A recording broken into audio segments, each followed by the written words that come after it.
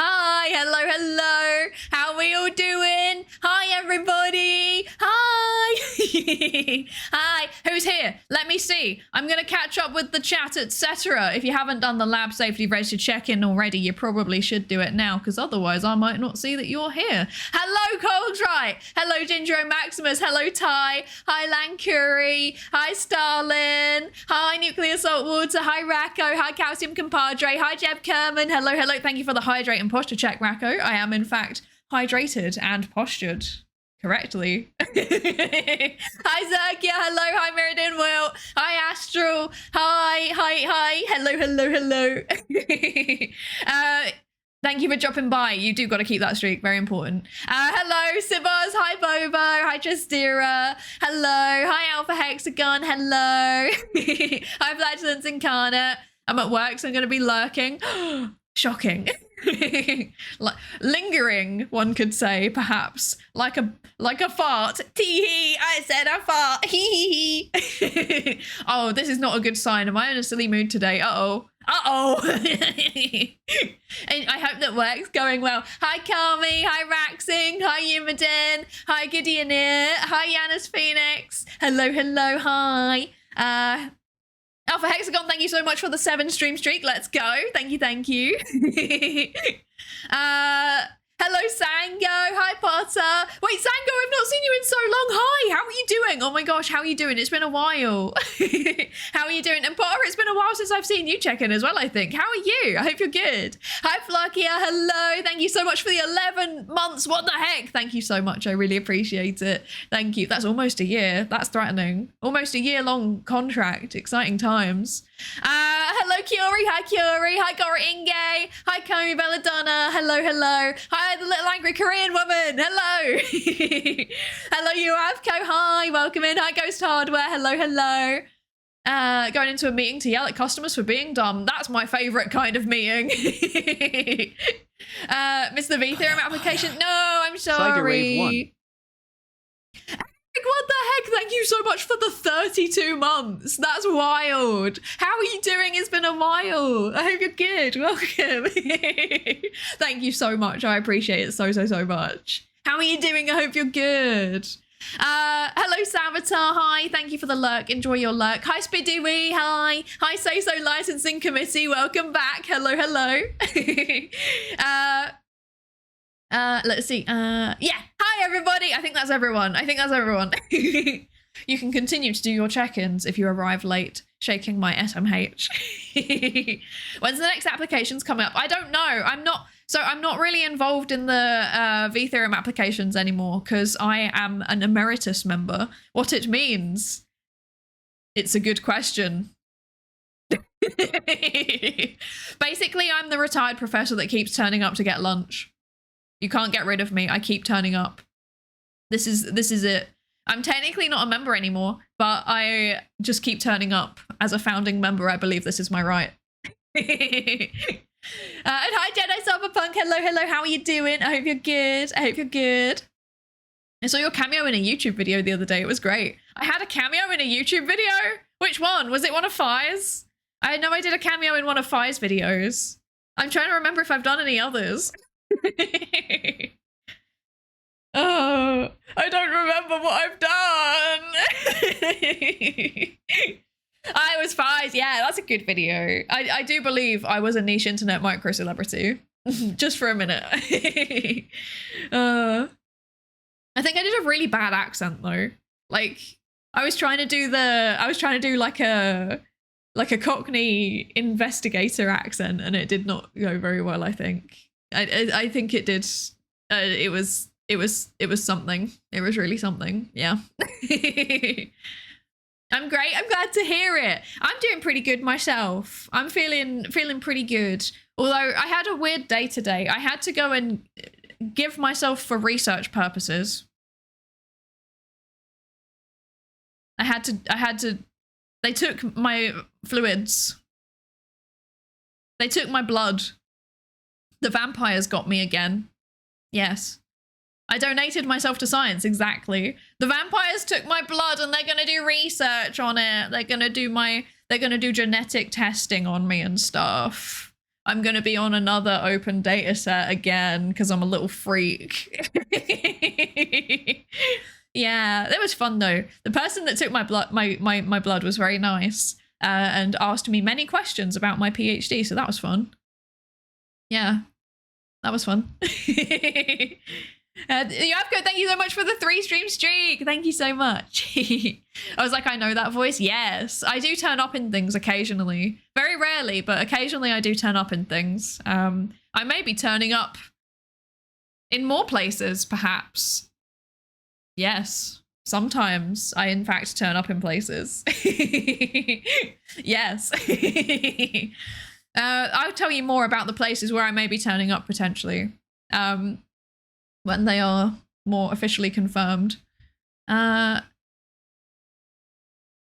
you able to apply psychometric testing for PTSD, major depressive disorder, and anxiety disorders? No, I am not qualified to do that. I am not that kind of psychologist.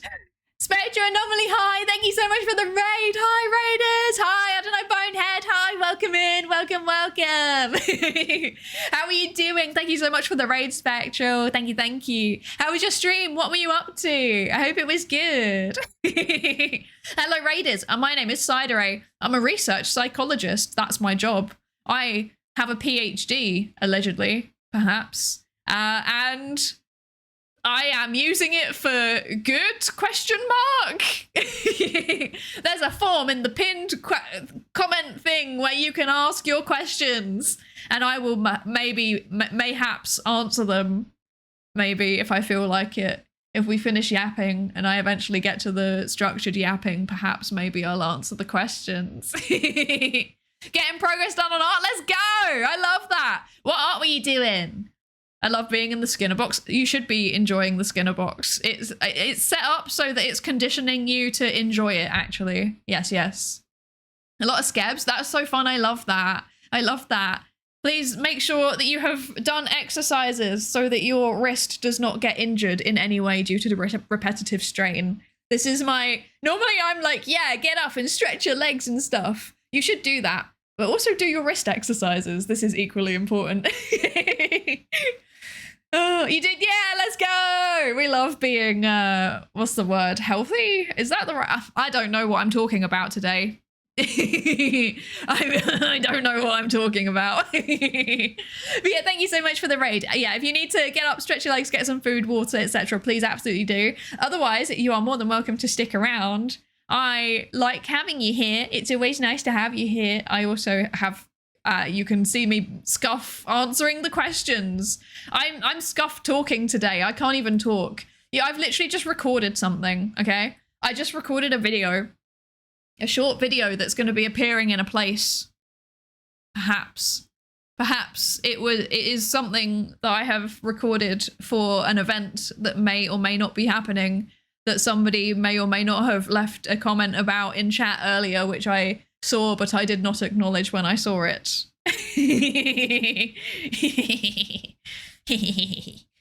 Yes, perhaps. Who knows?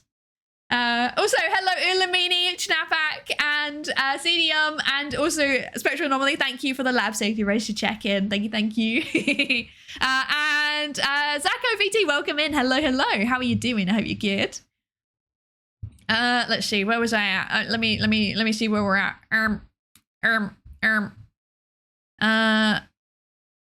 Do you know the feeling when you had to explain why you should use gloves while working with arsenics to 6 different people in a few hours? I don't know that feeling, and that sounds horrifying. That really does genuinely sound horrifying. The research question, why are psychologists so weird? Yes. With what method did they take your blood? Knife? Gigantic syringe? It was thankfully just a regular sized syringe, actually. Yeah. They took your blood and your knowledge? Oh no! Oh no! I'm scared. Now I don't know anything. I'm dumb. It seems certain that a member of the SLC Community Outreach on-site monitoring, evaluation and review team will be attending Vexpo for some subject of interest observations. I see. Yes. I swear. I swear, everything I'm doing is completely say-so at Vexpo, I promise. I swear. Do you still have your wisdom teeth? I have 2 of them. So my answer is 50%. Simultaneously, yes and no.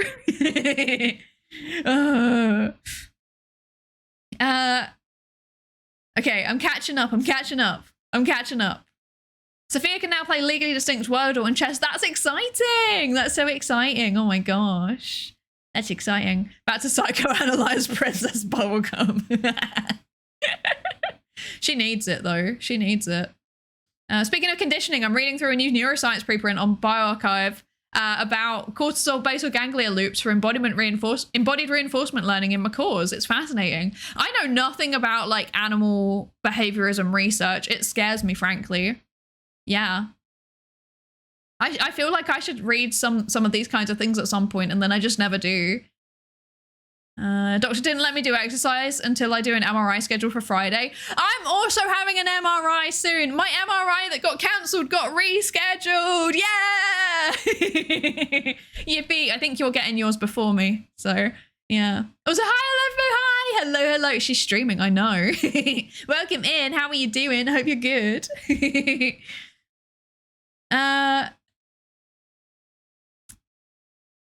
Raises eyebrow and marks on clipboard. Okay, I swear, everything I'm doing at Vexpo, entirely say so, okay? Entirely say so. I would never do anything unsay so. I'm the definition of say so, actually. Nuclear Assault War, thank you for the 50 stream streak. What the heck? Thank you so much. That's so cool. Thank you. That's so many streams. That is indeed an achievement. What the heck? Thank you. I know the feeling. Wow, this entire literature is really fascinating and I should read it, but I won't because reasons. Yeah, the reasons is mostly time. I feel like I have no time to do anything. It's terribly frustrating. I'm always like, yeah, I'm gonna read so many papers and do so many other things. And then I never do them because my time is limited and I must use it mostly for earning my salary. We live in a society. Oh dear. Pain. Have to be up at 8 a.m. You have a good one. Thank you. I hope you sleep well. Thank you for dropping by. I can't believe I originally joined because of GeoGuessr. You're a treasure.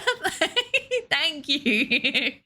GeoGuessr is so fun. I honestly, I wish I could do more GeoGuessr streams. When I'm streaming more regularly, there's going to be so much GeoGuessr. I swear it's going to become like a regular part of the rotation. Because right now I think I do GeoGuessr like once every few months, perhaps.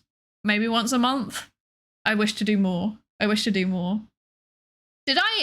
did some announcements at the end of the last stream, and I don't know if everybody who was interested in them would have heard them. I can say them again if you want. Who wants to hear the announcements again? Yay! Announcements. Yippee! Yay. One of them is very, very exciting. Hi, Nex! Hi! Hello! I didn't hear them. No. Actually, did you? Were you here at the end? I can't remember. You were too busy being sus, I think. Also, hi, J5! Hello, welcome in. I hope you're good. How are you doing? I hope you're good. So, first announcement. This one's very exciting. I have monetized my VODs channel on YouTube. We are YouTube partner. We got 1,000 subscribers, which apparently is the threshold at which you are now able to monetize with advertisements. So if you are an advertisement viewer, or perhaps perhaps you have YouTube Premium, then you could potentially, in theory, run my VODs in the background of whatever you're doing, and then it will generate passive income, which will then go back into the stream in the form of assets and services. And I think that this is very exciting. Now, it's going to take a while. I'm going to be so real. Like, let me just bring up my dashboard for a second. Based on the 2 days of monetization data that I have, we have earned 30 pence.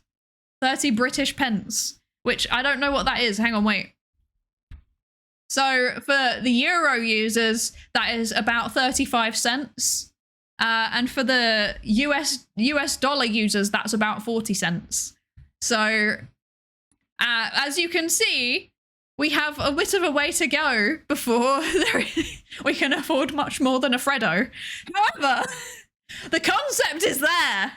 The concept is there. We are now earning money off the VODs, off the VOD channel. So yes, if you have some internet bandwidth to kill and wouldn't mind having me yapping in the background, you can go and maybe do that perhaps. I would never endorse this because I think that's technically against YouTube's terms of service. But you know, hypothetically, if someone were to then go and play some of my VODs in the background, I would then hypothetically start to earn money from it. And then that money would hypothetically then be used to go back into the stream to acquire goods and services such as perhaps assets for the stream, or perhaps games that we can play on stream, or perhaps maybe even travel to conventions occasionally so that I can meet everybody, or perhaps even merch from suppliers. That's right, I used the M word. Exciting times. You wouldn't spend it in the nearest Greg's. I would never. I'll have you know that I'm very good with my money, and by that I mean I run everything at a deficit.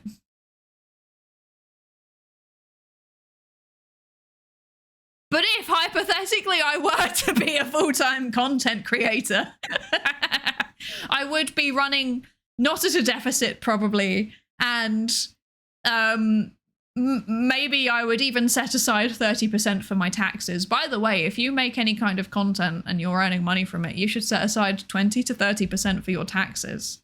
Just saying. Yeah. Just saying. Anyway, hello Sparks Maker. Thank you so much for the 10 stream streak. What the heck? Thank you so much. Hello Breaker Wolf, and hi Alx. Hello, hello. Welcome in. Also, Duarmathrax, I don't think I've said hello to you yet. Hello, hello. And Zotai, hello. Hello, hello. And also Snowhive, I don't think I said hello to you yet, did I? Hello. Yeah, I would never spend it on Greg's though. I would never spend it on Greg's, I promise. If you live near a Micro Center or other computer store, just saying, I don't, unfortunately. But I could potentially, maybe, earn some money to upgrade my PC eventually. Honestly, the main thing that I need is a laptop, actually. I think that would be the thing that would help the most, because then I'd be able to stream occasionally when I'm traveling. Like if I have to go to a conference or something, that would be good. That would be good. The link's broken for VODs. I should probably fix that. Here's the VODs channel. This is the link to the VODs channel. There you go. Oh, so hi, Yumi Pixel. Hello, hello. I'm so glad PhD salary is untaxed. Yeah, those were the days. Those were the days. When I didn't need to think about taxes as much as I do now. Yeah. Actually, that's not even true, because I had like 2 part-time jobs alongside my PhD, and I was also getting a bit of money coming in from streaming, which, like, even though I'm running everything at a non-profit and or normally at a loss, I still need to report it, obviously, to HMRC. Yeah. Yeah. Yeah. Maybe I can restock on stickers and see you on my content. Maybe. Mayhaps. It will perhaps happen maybe one day. I would love to go to Offkai. I've been so jealous of all of my friends who are at Offkai. They, like, I've seen so many people, like, posting such cool things. I would love to go. It would be so nice. But alas, I am banned from the US. So no Offkai for me. Not yet, anyway. Oh dear. Who would ever go to Offkai? I'm literally atting you with that sentence. When I say I've been seeing people go to Offkai and I'm jealous, I'm literally talking about you. But you know, I'll be at Vexpo. Yeah. I don't know if I've said that. I'll be at Vexpo. I'm at Vexpo every year. This isn't a secret. This is not a secret at all. Like, I always go to Vexpo. I also saw a bunch of my friends also like posting photos from Narcon as well, which was like the same weekend. But yeah, there was like 3 like VTuber related events happening all at once. It was like Offkai in San Jose. in the US. There was Narcon, which I think was in Linköping in Sweden. And then there was Hyper Japan in London in the UK. And I was like sitting at home. I wasn't sitting at home being miserable because I had stuff to do. And, you know, I'd just been traveling. But I did very seriously contemplate like traveling from the place where I was, because I don't know how much of this I talked about actually since I got back. I had to like go deliver some training in mainland Europe. So I was like delivering training at a university, and I had to obviously travel to this place. And I was very seriously considering, can I get from this place where I am doing training to Narcon and just drop by, or maybe perhaps to at least Hyper Japan. I know for a fact I could have gone via Hyper Japan, but I decided not to in the end because I needed to get back to my hometown. Equals carrot dash carrot equals. Just Jane, hi, hello, how are you doing? Thank you so much for the 18 months, what the heck? Thank you so much, I really appreciate it. Thank you, thank you. How are you doing? I hope you're good. I hope you're doing good. I've been given a record to sell online for £400. That's wild. It's a 7-inch single by Suggs, the main singer from Madness. And it was about to be released, but because of chart rules at the time, you could only sell 3 formats to get on the charts. So they sold it on tape and in 2 different CD versions, then junked all the vinyl. And the copy that I have here is only one of 20 in existence. That's wild. That's honestly impressive. That's... Wow. Wow. We have a salary. Yeah. Sorry. I mean, yeah, no, I'm sorry. The mod team does not have a salary. They're all my beloved volunteers. They're my friends that I've asked very nicely, please could you help me out with moderation because I can't do it by myself, and they turn up and it means so much to me that they do it. I appreciate them so much and I don't say it enough. Also, I got to time out Lankuri in Discord the other day, which was funny. Yeah. Oh dear. When your salaries are so low, it can't be taxed whatsoever. That was me a lot of the time, to be honest. That was me until I was probably like 25, I think. Maybe even later. I might have been 27 when I started getting taxed. Like, I was quite old when I started paying tax. Did you see the VTuber machine parade after the con finished? No, I didn't. That sounds so funny. That sounds so funny. I find it hilarious that there was a CrossFit thing going on at the same time in places off Kai. I mean, there's always, I feel like that's actually quite common because Vexpo had the same thing last year. There was one thing that was happening at the same venue as Vexpo that was like kind of, I have no opinions on it. I'm not allowed to share my opinions on it. There was like a, how can I describe this?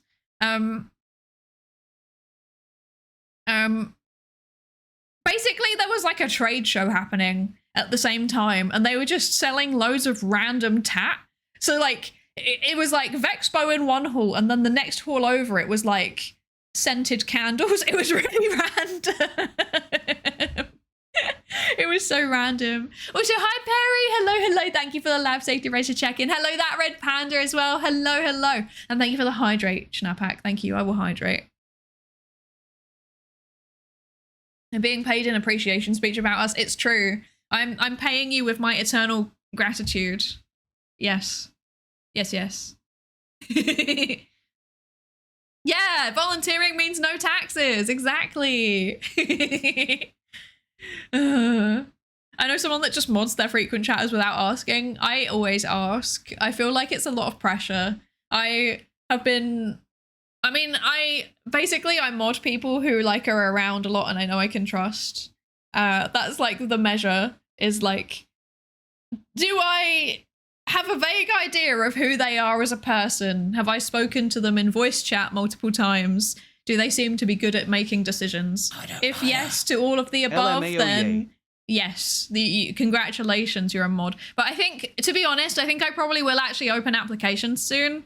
I guess this can count as another announcement. What have we got so far? Bod's channel was monetized. I will be at Vexpo, by the way. The third thing is, at some point in the near future, I'm going to probably open up mod applications. Because, yeah, we need some more people, probably especially people that are based in Europe, I think. It's not ideal that my mod team is basically all at work, I think. Oris Jerry, thank you so much for the 22 months of Prime. What the heck, that's so long. Thank you so much. Also, roughly the same length of time as Baby Shiro has been in existence as a concept, which is wacky. I still think about how you disappeared from the streams for like a month and then you suddenly came back and was like, oh yeah, by the way, I had a kid. And everyone was like, what? You what? Oh, that was so funny. Thank you so much for the 22 months. Ori as well. Hi, Ori. Hi, thank you so much for the 10 months. What the heck? Thank you so much. I really appreciate it. I want to hang out with you. I want to hang out with you. I'll message you about it at some point. I miss you. And Alan, thank you so much for the tier 1 as well. What the heck? Thank you so much. I really appreciate it. Thank you so much. Thank you. Thank you. Oh gosh. You will be announced to and you will like it. Yes, exactly. You will be announced to. Yeah. I feel like there was something else. What was the other thing? There was another thing. Oh yeah, the last thing was if you have suggestions for snacks that I should try on Handcam, because that's a thing that we're doing. You should join the Discord server and there is a thread. If you go to the announcements channel, scroll past the most recent schedule, there's a link to a thread where you can post your suggestions for things that I should eat. There are some rules. First of all, please make it be something that I don't have to prepare with a lot of effort. Pre-prepared snacks are significantly preferred. Second of all, it either has to be vegan or something that I can find that is like a vegan alternative of it. Cider wave. This is important because I have a food allergy. Yeah, I have a food allergy. If you suggest something to me and I purchase it without checking and then eat it, this would not be good stream content, I think. Possibly against terms of service. And then the third thing is... There was a third thing, I think. Don't worry about whether I can source it or not. Just tell me what it is and I'll see if I can find it. And if I can't, then I'm not doing it. They're not things that I'm like committing to trying. It's just I'm taking suggestions, basically. What I can also say is that I have already stocked up on a lot of snacks from a country where I know a significant number of people are based. So in Europe. So if you're suggesting something from that country, I probably won't do it. I also won't tell you what country it is, but I think I've been pretty open about which are the most common countries in my demographics. So you should be able to work that out. Yes. Okay. Fortress Spy, thank you so much for the 8 months. Thank you so much. Thank you. Thank you. Thank you. I really appreciate it. Yay. It won't end well. It will end well. It'll be fine. It'll be fine. I can also say one thing that I'm planning. It must be Ireland. You know, a lot of people were there for some reason. Do you know the funny thing is that I actually haven't got any Irish snacks, but I will be acquiring some relatively soon. So yeah. But I can confirm I will attempt to at least get 2 flavors of Southern Tatoes. We'll see if my prejudice against Southern Tatoes lives up to expectations. Will it be proper stodge though? Of course it will. Of course it will be proper stodge. Spy Germans spotted. There is significantly more than 2 Germans in this chat. There's significantly more than that. maybe I'd say it's probably closer to funf. Yeah. I have actually a GCSE in German. There's a fun fact about me. I can speak a very small amount of it, but I'm not confident doing it. But if you put a long German word into the chat, I can at least make an attempt. Also, okay, I do technically have a rule that says like only English, but I can read what that says, so I'm not stressed. I'll allow it. I'll allow it. Yes. Okay, so these were my announcements. 1, VOD channel monetized. 2, I will be at Vexpo. 3, what was the third one? I've forgotten already. Suggest your snacks. 4, what was number 4? Genuinely, I have forgotten. Can you say, oh gosh, I can try. No, I can't. I can't say the first word, definitely. I can try the second one. Streichholz Schechten Telchen.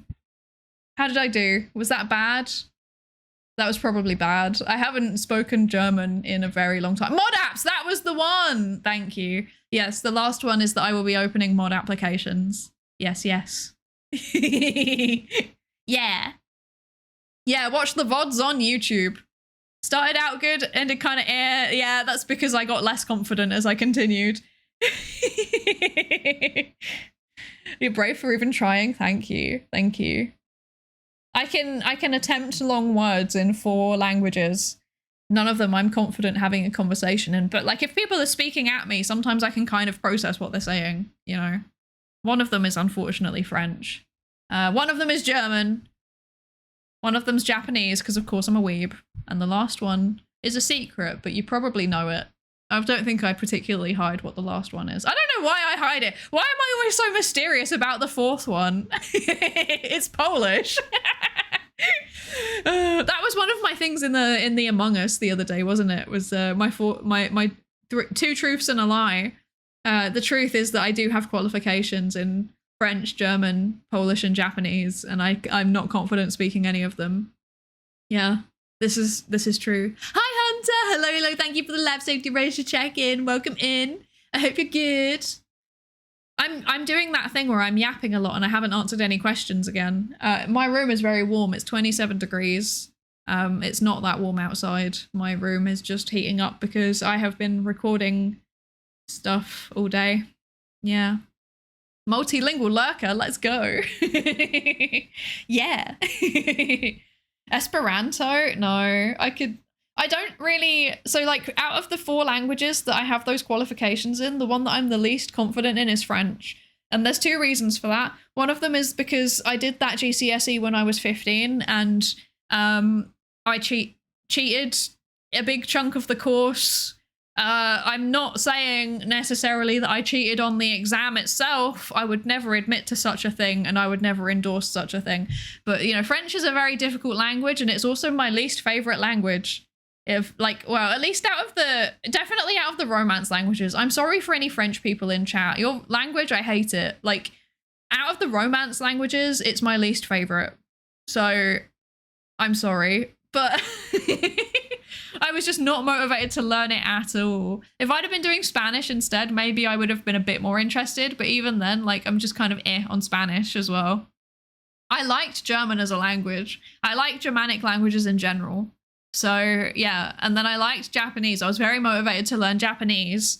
And then I was also very motivated to learn Polish for like family reasons, I guess. So yeah, it's like out of all of the 4 languages, French is the one that I have the least interest in. Reason 1 is French. Yeah, exactly. Didn't know about Japanese. Was it for fun? Yeah, I just did it basically. Okay, so the law is that I originally did a like a equivalent. What's the lowest JLPT one? It's like N5, right? I think it's N5. I did a course at university that was equivalent to N5. And my reason for that was that originally my plan was that I would finish my degree, like my undergraduate degree, and then I would apply for the JET program. And here's a funny story about applying for the JET program. for some reason, I wish I could explain this. I really wish that I could explain this. But for some reason, when I went to the information session at my university about the JET program, we went in and they were like, who knows what the JET program is? And then someone was like, you become a teaching assistant in a school. And they were like, that's right. You can be put in these places. Isn't that cool? That was like 10 minutes. The first 10 minutes was about the actual JET program itself. For anyone that doesn't know, actually, I should probably give context. If anyone doesn't know, the JET program is like a graduate program where you get put into a school or a group of schools in Japan. It's basically like a cultural exchange thing. You're a teaching assistant for the English teachers, but you're also meant to be doing cultural exchange. So like I would go there and I would tell them about British culture and introduce them to things and stuff like that. And like the first 10 minutes was about the logistics of actually like applying and doing the JET program and stuff. The entire remainder of the hour session was literally just, they brought up Abroad in Japan videos and they were like, wow, look, it's Chris Broad. Isn't that cool? He did the JET program. You too could do the JET program. You could be like Chris Broad. Isn't that cool? You could be YouTuber. And I didn't really learn about how to do the program, like how to apply. I didn't really know what I was meant to do because of that. So I did already also know about Chris Broad because I had in fact been watching him for a few years already. So yeah, that was weird. That was an experience. Look, there's other Brits living in Japan. You want to be a Brit in Japan as well? Yeah, exactly. It felt like that. It was like, look, he is doing cultural exchange. You two could also do cultural exchange. It was so weird. It was so weird. But yeah, that was a thing that happened. And I never applied for the JET program because I then, like a week later, got offered a scholarship on a master's program and did that instead. So yeah, but there's an alternate universe where I went to Japan and never did grad school. Isn't that funny? How the universe does some strange things. Also, hi, Control Look Cassidy. Hello, welcome in. I just want to share that I've been taking escitalopram for the last 3 months and I haven't had a single OCD spiral. My life is so much calmer and happier now. Thank you to mental health care workers. Yippee! I'm glad it's working for you. I'm glad it's working for you. I wish I paid better attention in high school Spanish, but whenever I tell my Spanish speaking co-workers, they just tell me that it would help me at work and it wouldn't help me much at work anyway. Yeah. I mean, this is the weird thing about being an academic is that everybody speaks English anyway. And also, like, learning German, completely pointless. Because I go to Germany and I'm like, hello, sprechen Sie English? And they're like, of course I do.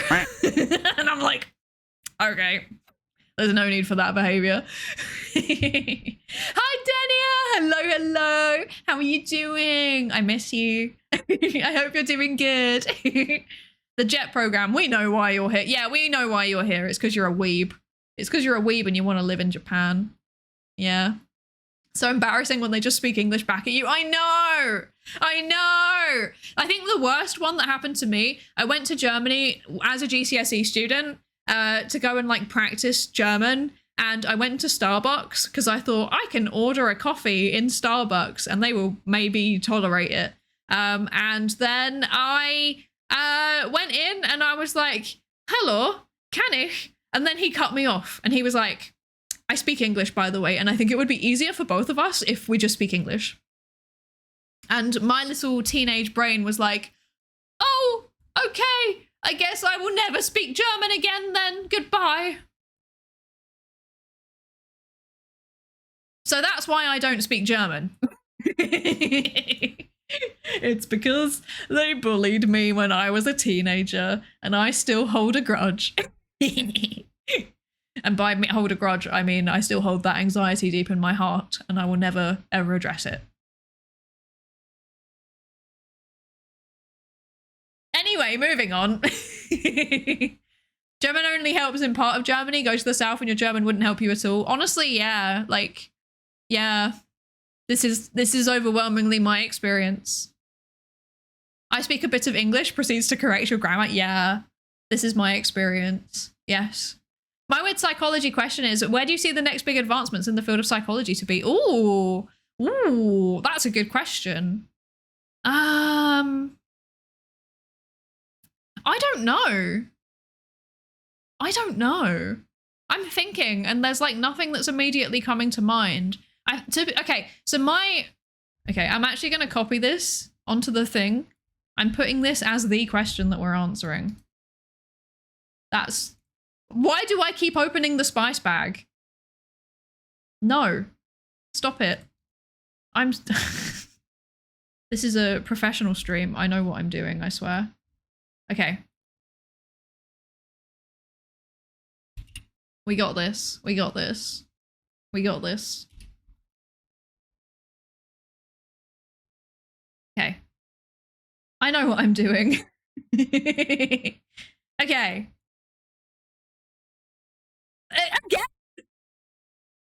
I've got a spice bag on my brain, clearly. Okay. Right. Okay. Good question. Where do you see the next big advancements in the field of psychology to be? It's a good question, Control Cassidy. Thank you for asking it. I think this is a very interesting question. My answer to this is I don't know. I don't know. My theory, I think this is something that I've seen in like papers around like how scientific progress works. So basically, I think, I'm not saying that like this is definitely how it works. I'm just saying this is like vaguely my understanding of it based on observing the world and also some like science and technology studies papers that I've read and books as well. So I think that basically technology and science kind of like they support each other, right? But I think we're probably at a point where for psychology, rather than being a methodological breakthrough that will help us study people's minds more accurately or precisely, I don't think that's going to happen for a while. I think what needs to happen first is some kind of improvement in like brain measuring. So when I say that, I mean like imaging. So like imaging or measuring activity, stuff like that. So I think that the next big advancements in psychology are probably going to come from getting down to the level of like looking at how beliefs and behaviors are shaped by what's actually happening in the brain. So basically neuroscience. I think that probably the biggest advances are going to come from neuroscience. But I'm a social psychologist, so I think that also alongside that, we're probably going to have some really big advancements in looking at societal patterns as well. By that, I mean basically like sociology. Now, I think that social psychology is really interesting because it's kind of at the intersection of like psychology and sociology and sometimes also neuroscience. But I think basically it's going to come from more use of big data, and I think it's going to come from more use of neuroimaging. That being said, I don't know what the specifics of what it's going to look like. This is just my gut feeling. I also wouldn't be surprised if I know I'm about to say something like that's going to sound controversial to some people that don't understand what I mean. I'm going to try and explain this as clearly as I can. Artificial intelligence. Now, by that, I don't mean generative artificial intelligence. I mean machine learning and other types of algorithms that are specifically trained on psychological data to detect patterns. That's what I mean by AI in this context. I think that's probably also going to be something that changes how we do research and will probably give us insights that we couldn't have got through standard statistical measures. Yes. This is my thinking. I'm not saying that I endorse large AI models like Claude or anything like that, or ChatGPT. I'm not saying that I endorse those necessarily. I am saying that there are specific uses of AI and similar algorithms that we can apply to big data sets that I think would probably tell us a lot about people's behavior and beliefs. Yes. This is my opinion. Yes. Actual research AI versus Grok making pictures from things. Exactly. They're very, very different. Very, very different. Very different. Yeah. Science is just a scam put forward by big data to seek more data. I think mapping and scanning the whole human brain could open up whole new fields of research, or rather improved mapping and scanning. Yeah, maybe. I think also like I think we're at the point where like the science is pretty good in terms of like the methodologies that we're using are decent. I think we're at the point where the statistical modeling and the way that we're conducting our research in psychology now is decent. Like there's a lot less use of questionable research practices. I think that part of the reason why psychology's kind of shifted into doing like a very, very iterative approach. So it's like, let's do a couple of little studies about this to see where the boundary conditions are. I don't think that's inherently a bad thing. I think that's very important. But like there is a lot of those papers coming out now. I think that that's because we're kind of limited by the technology that we have. And I think we need to scale up effectively. But in order to do that, we need more funding. It's like a vicious cycle. There's not enough funding to do the research that I think is going to be actually breakthrough. But yeah, it is what it is. I mean, I definitely won't get the funding to do that research. I definitely won't. The technology behind generative AI is incredible and can bring a lot of actual benefits to humanity. We just perverted it for profit, like the internet. Yeah, exactly. Yeah. I mean, this is always going to happen, I think, because that's where the incentives are, right? Like, as humans, we're very incentive-driven creatures. We're very incentive-driven creatures. And the incentives that we have kind of, to some extent, shape our behavior, because that's the system that we're working in. We're kind of constrained by the system that's around us. Yeah. That's how it is. But, you know, there's also people working on changing the system and changing incentives depending on what system that you're in. So, yeah. Don't worry, as someone that does engineering, we understand what you mean. AI is a super useful tool that makes things way more efficient. Yeah, exactly.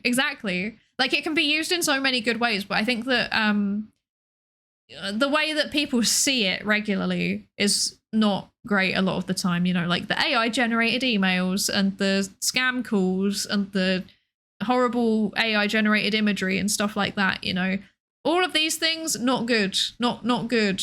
But on the flip side, you know, obviously also like, you know, there are controversies around like things like the environmental impact of large AI models as well, right? But on the flip side, you know, I think that even conversational LLMs like we have with like ChatGPT and Gemini and Claude and stuff, like they can be useful. They can be useful for people. Like if somebody needs a assistant, for example, if they've got a disability, potentially it could help them. So there's good uses even for things that a large number of people think are bad. You know, it depends on how it's used. Yeah. Hi, Pirate Lasso. Hello. It's absurd that all the disclaimers that are required just to discuss the topic. I mean, I think it's a product of the fact that like VTubing as an industry is very anti-AI in general, which is why I feel like I have to be careful about it, right?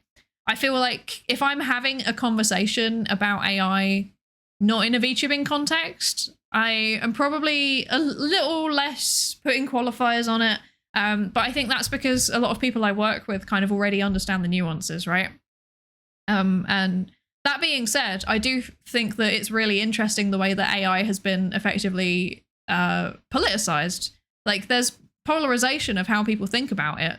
And I would love to know more about that. That's like exactly within the area of research that I want to do, but I don't have the funding to do. Maybe this is something that we could do as a citizen science project at some point. I think that might be a good idea, actually. That could be fun. Huh. How would we feel about doing a citizen science project on polarization of attitudes towards AI? Not politicized, but moralized, I guess. I think there is a politicization element to it too, though, because like if you say that for some people, if you say that you're in favor of using AI in certain circumstances, then they just hear like, I am pro AI. And then they're like, oh, so what's that? You're a libertarian? And likewise, if you offer any opinions that are critical of AI, sometimes people respond with like, oh, so you're a leftist?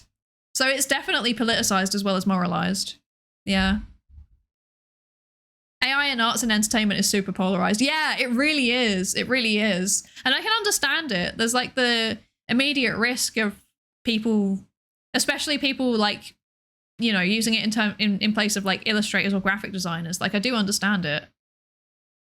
I've never seen that. Oh, it happens. I've seen it in like my work areas. Like, yeah, I have seen people respond like that. But yeah, maybe we should make a note of this. Hang on. Let me write this down in the Discord server, because we do actually have a section in the Discord server that is for citizen science projects that we want to run eventually. Let's see. New post. I'm writing it down right now. I can spell. Polarization of AI attitudes. We talked about this on stream on the 28th of July, 2026.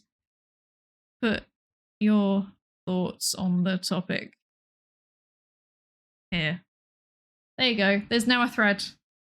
I've made it on the fly. Check me out. I'm so productive and on the ball. That being said, there is about to be an ad. So I think it is time for Pikmin. You didn't get enough Pikmin, I think, in the last stream, and now you're going to get more. So I will put you on the BRB screen. You will enjoy your Pikmin, and then I will be back in a few minutes. I might also open the window because it's really warm. See you in a few minutes.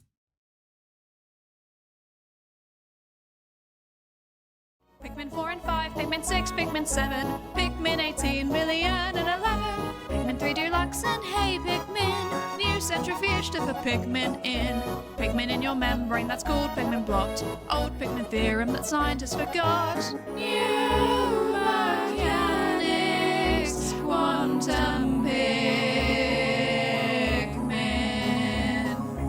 Pikmin test tube, Pikmin balloon mount, radio sound, Pikmin electrons covalent bond, Pikmin AI published IEEE, slowed down Pikmin due to relativity. Pikmin in your culture where you can see it contaminating all it touches. Pikmin in your culture where you can see it contaminating everything it touches. Pikmin in your culture. Pikmin in your fucking culture. Pikmin 1 and 2 and Pikmin 3. Pikmin you play control for the Wii. Pikmin 4 and 5, Pikmin 6, Pikmin 7, Pikmin 18 million and 11, Pikmin 3 Deluxe and hey Pikmin, new centrifuge to put Pikmin in. Pikmin in your membrane, that's called Pikmin blot. Old Pikmin theorem that scientists forgot. New mechanics, quantum Pikmin. Pikmin test tube, Pikmin balloon mount, radio sound, Pikmin electrons covalent bond, Pikmin AI published IEEE, slowed down Pikmin due to relativity. Pikmin in your culture where you can see it contaminating all it touches. Pikmin in your culture where you can see it contaminating everything it touches. Pikmin in your culture. Pikmin in your fucking culture. Pikmin 1 and 2 and Pikmin 3. Pikmin you play control for the Wii. Pikmin 4 and 5, Pikmin 6, Pikmin 7, Pikmin 18 million and 11, Pikmin 3 Deluxe and hey Pikmin, new centrifuge to put Pikmin in. Pikmin in your membrane, that's called Pikmin blot. Old Pikmin theorem that scientists forgot. New mechanics, quantum Pikmin. Pikmin test tube, Pikmin balloon mount, radio sound, Pikmin electrons covalent bond, Pikmin AI published IEEE, slowed down Pikmin due to relativity. Pikmin in your culture where you can see it contaminating all it touches. Pikmin in your culture where you can see it contaminating everything it touches. Pikmin in your culture. Pikmin in your fucking culture. Pikmin 1 and 2 and Pikmin 3. Pikmin you play control for the Wii. Pikmin 4 and 5, Pikmin 6, Pikmin 7, Pikmin 18 million and 11, Pikmin 3 Deluxe and hey Pikmin, new centrifuge to put Pikmin in. Pikmin in your membrane, that's called Pikmin blot. Old Pikmin theorem that scientists forgot. New mechanics, quantum Pikmin. Pikmin test tube, Pikmin balloon mount, radio sound, Pikmin electrons covalent bond, Pikmin Pikmin AI published IEEE. Slowed down Pikmin due to relativity. Pikmin in your culture where you can see it contaminating all it touches. Pikmin in your culture where you can see it contaminating everything it touches. Pikmin in your culture. Pikmin in your fucking culture. Pikmin 1 and 2 and Pikmin 3. Pikmin you play control for the Wii. Pikmin 4 and 5, Pikmin 6, Pikmin 7, Pikmin 18 million and 11. Pikmin 3 Deluxe and Hey Pikmin. New centrifuge to put Pikmin in. Pikmin in your membrane, that's called Pikmin blot. Old Pikmin theorem that scientists forgot. New mechanics, quantum Pikmin. Pikmin chest tube, Pikmin balloon mount, radio sonde, Pikmin electrons covalent bond. Pikmin AI published IEEE. Slowed down Pikmin due to relativity. Pikmin in your culture where you can see it contaminating all it touches. Pikmin in your culture where you can see it contaminating everything it touches. Pikmin in your culture. Pikmin in your fucking culture. Pikmin 1 and 2 and Pikmin 3. Pikmin you play control for the Wii. Pikmin 4 and 5, Pikmin 6, Pikmin 7, Pikmin 18 million and 11. Pikmin 3 Deluxe and Hey Pikmin. New centrifuge to put Pikmin in. Pikmin in your membrane, that's called Pikmin blot. Old Pikmin theorem that scientists forgot. New mechanics, quantum Pikmin. Pikmin chest tube, Pikmin balloon mount, radio sonde, Pikmin electrons covalent bond. Pikmin AI published. I have returned. Hello. Okay. Oh, there is loud noises outside of my window. I hope you cannot hear that. I apologize profusely. It's just so warm in my home. It's too warm. I need it to be not as warm. Okay. Okay. Let's see. Is the song really? Is the Pikmin? Why is there like alarms and stuff going on as soon as I start streaming again? Okay. Anyway, is the song on Spotify and YouTube Music? The Pikmin song is indeed on YouTube. You can find it on my main YouTube channel, which is just Psydere. But J5 has done an amazing remix of the Pikmin song, which I would highly recommend that you listen to. Yes. Yes. Have you noticed any effect on how generative AI has affected the topic of conspiracy theories, yourself or in the literature? There is one paper that I really, really like. It is by Tom Costello and colleagues. And basically, they used a prompt that went into a general LLM model, and it was basically prompting to argue with somebody that believes conspiracy theories, but in a nice way. Like, explain to them kindly why they're wrong, and point out the logical fallacies that they're making and stuff like that. And it showed that there was a reduction in conspiracy beliefs as a result. Now, I think that paper has actually had some disagreements in the literature, I think, recently. I'm going to be so real. I'm a bit out of the loop because the research that I'm doing now is nothing to do with conspiracy theories. So I'm a bit out of the loop. I have much to catch up on. I'm excited to catch up on it when I have the time to, which will be in the new year. That was the last thing. That was the fifth thing that I was meant to announce. That's what it was.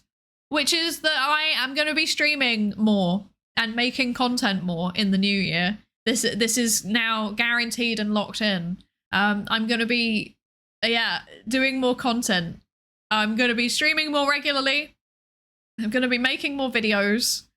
You're going to see a lot more of me in the new year because I will have a lot more time. This was the final announcement that I forgot I needed to make. Yes. Psydere Super Saiyan. God Super Saiyan. We might finally actually have Psydere Blanco. I'm gonna be so real. Like, we might finally get Psydere Blanco. Incredible. Also, hi-fi. I see there's been a conversation about AI happening. Also, Luke, hi, hello. Sorry that I'll be lurking and not available to see many of the streams for around a month due to work-related things. I hope work's going okay. I hope it's going okay. But yeah, I've seen some AI conversation going on. I'm not shutting it down. I just, I don't have much to add to it, I think. Yeah. But yeah, Bobo's right.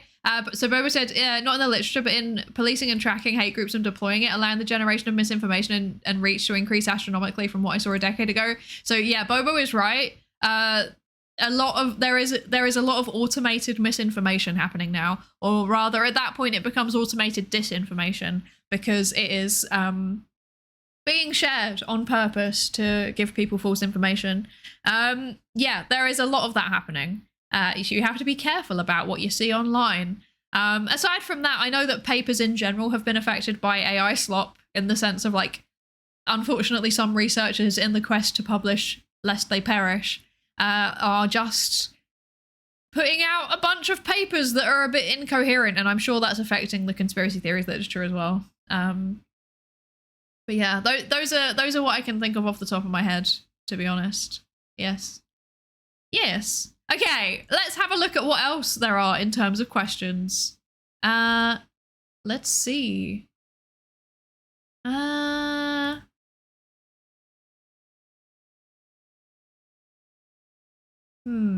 looking. Some of these are good questions, but I need to, like, research them before I answer them. I think some of the more, like, complicated questions I'll probably end up eventually putting into a PowerPoint and just going through them like a bit more in depth, potentially. This might be an idea. Because yeah, some of them are really interesting questions, and I don't know how to even start. Let's see. Ooh. Okay. Also, hi, Pillow Panthera. Hello, welcome in. Welcome. I've checked your anime watch list and I'm surprised you dropped Death Note. Was Lights Megalomania too much for you? Okay, to be fair, to put that into context, I did drop it like 10 years ago. That was a very long time ago that I dropped that. I should probably go back to it at some point. It's on my list of, like, series that I probably should watch. I feel like, okay, so basically, here's my thoughts. Mylin.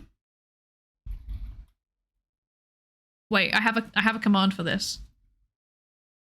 Mylin Aikman has videos about psychology and anime, which are significantly better than I could ever do, I think. So if you're interested in long form content about, well, you know, like 10 to 15 minutes content about psychology and anime, please go and check out Mylin's YouTube channel, which I believe is linked on their Twitch channel. But that being said, I have been thinking, like, could I potentially go through and maybe do, like, shorts about, like, maybe, like, one psychology concept that was in it, or maybe, like, where it goes wrong and stuff like that. I think that would be fun. I think the thing that, like, I don't remember exactly what bothered me about Death Note, but something did bother me, and I can't remember what it was. So I guess I'll probably go back to it and see whether it still bothers me at some point. It would also, like, if I'm making this series of shorts, it would also motivate me to finally actually go back and watch all of the things. Yeah. Perhaps. Second half of the show is rushed. I see. I think that might have been why. Because I think I got halfway through it, and then, like, something about, like, the second half of it just was annoying, and so I gave up. But this is actually quite a good segue, because the question that Calcium Compadre submitted is, how do you get yourself to read more? I don't remember the last time I read a book that wasn't manga. And this is a good question. It's a very good question. Please do not use this to avoid HMRC by going to the Isle of Man. Thank you so much, Jedi Cyberpunk, for the 100 bits. Don't worry, I won't. I declare all of my bits to HMRC, I'll have you know. I declare all of my bits to HMRC. However, it is very, very tempting to go to the Isle of Man and have that flat 20% tax rate. Although okay, here's the thing about flat tax rates. It only makes sense after you get past a certain threshold, and I am nowhere near that threshold. So actually, flat 20% tax rate would have no effect on me because I think that's about what I pay at the minute anyway. But like when you get past the threshold, that's when you're suddenly paying way more than 20%. But yeah, I'm nowhere near that yet. Anime psychology would be a fun series. Yeah, the way that I'm thinking is like, basically like I go back to the tier list and I go through all of the series basically that are in the tier list. It's probably different now. Like I think that a few anime have come out since I did that tier list that have like shot straight to the top. I don't know if Freerun was on it, for example. But yeah, I'm thinking maybe I could go back to the tier list and then do a series of shorts where like I look at what's on the top, I think it was like the top 50 or top 100, hopefully it was 50, top 50 my anime list, and then like actually go and watch them or rewatch them if I have already seen them in the past, and then give you my psychology opinions. I think this would be fun. Speaking of psychology and anime, I'm off to see End of Evangelion that's showing as part of a limited run in the UK. Wait, what? I did not know they're doing that. Wait.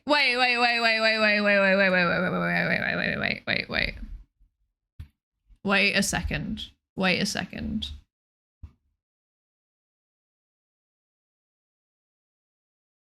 Wait, I'm sorry. I need to look this up literally right now. This is not fair. Okay. Let me see if they're... I'll send you a link. Thank you. Let me see if they're... Wait. Let me see if they're showing it anywhere near me. Sometimes they don't, and then I cry. Wait. I'm sorry, I'm literally pausing the whole stream, but I love End of Eva, so I need to... If I can go see it, I need to go see it. I can go and see Minions. This is exciting. I can't load up the website. Why do I have such strict ad blocking? It's for safety reasons. Let's see. Okay. Is it on here? No, what? I don't think I can go and see it. This is so sad. I want to go see End of Eva. Oh, sad times. It's the sub version too. Oh, that's so unfair. Yeah, I can see it's only showing at like a limited number of places. There's not one near me.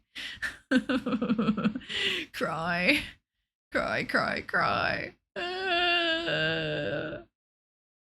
This is so sad. Oh well, such is life. The ad block's trying to save the internet from you. It's so true. How did you know? Oh dear. Anyway, we're getting distracted. Asking me about about the anime that I haven't watched is a great way to segue into this question, which is how do you get yourself to read more? I don't remember the last time that I read a book that wasn't manga. As you can see, I also have things that I need to do. I'm so sorry. I will probably ask my editor to edit this. I'm so sorry. I'm so sorry for what I'm doing to you right now. Anyway, yes. So how do you get yourself to read more? I don't remember the last time that I read a book that wasn't manga. It's a great question. I have many things that I want to do more as well. Reading is one of them, actually. I also want to read more. I also actually want to read more manga specifically. And I want to watch more anime because I am horribly behind on all of the things that I wish to do. I have not consumed any media in 10 years and I don't know anything about anything. I think the best thing that you can do is give yourself accountability. So for example, if I want to watch more anime, the best way that I can do it as a content creator is create a content creation series. You know, like I could make a series of shorts where I go through all of the anime that I haven't seen and then give my opinion on them as a psychologist. And likewise, you too can make yourself accountable in a number of ways. A common way that people do it is like having like a buddy. So having someone that will check in with your progress, or maybe even a group. Having some kind of event where you like tell people about what you have read, because then you have a deadline. That's like the best ways that I do it personally is give myself deadlines and social accountability. And then I feel like I'm letting someone down if I don't do it. And then I do it. And then suddenly I read it.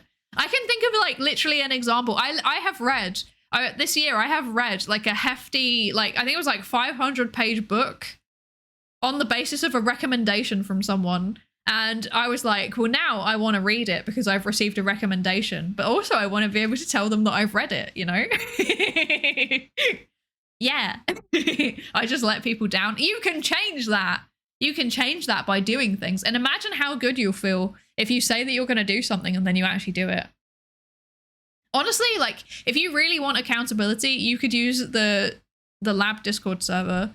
Like, you're welcome to use that space however you will want, assuming it's within the rules, obviously. But like, if you want to set up a book club in the lab server, you can. I'm not stopping you. Do it. I actively encourage this. I will set up the Discord event for you so that you can do it. Like, yeah. Also, hi, Retty. Hello, hello. Welcome in. All work and no manga makes Solidor boy. It's true. It's true. That was me during my entire grad school. I had no personality. Yeah. TV and movies have always been a group thing for me. Interesting. Interesting.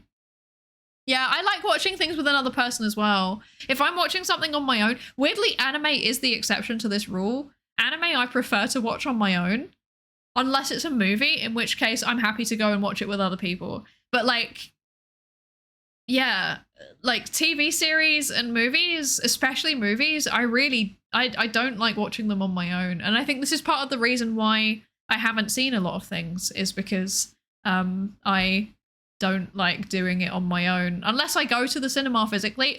I'm so weird. I'm like happy to go to the cinema on my own. I am not happy to just sit at home and watch a film on my own. Make it make sense. I just can't do it. Like, I feel so bored. I like having either an environment to enjoy it in or someone to enjoy it with, you know? Yeah. Yeah. Anyway, that's my top tips. The third main tip that I would say, aside from, you know, social pressure and other forms of accountability to yourself, is make it a habit. Set aside a certain amount of time every day where you want to read, and don't set yourself like a big goal. Don't be like, I'm going to read an entire chapter. Just like try and read 5 pages. And next thing you know, that 5 pages has added up into 100 pages, and then you are a portion of the way through the book. Isn't that exciting? So this is my main suggestion. That's how I personally get myself to read more. Yeah. Yeah. Also the way that End of Evangelion ends. Oh wait, one last thing. I know the End of Evangelion backwards and have the DVD. I'm going to enjoy chatting with some first timers before and after. Also the way that it ends, how disgusting, and then the end, the house lights are supposed to come straight on. That was the way they did it in the original one. It'll be interesting to see if they do it now. Yeah, you need to let me know if they do. Please let me know if they do, because I'm honestly so interested. I love that film.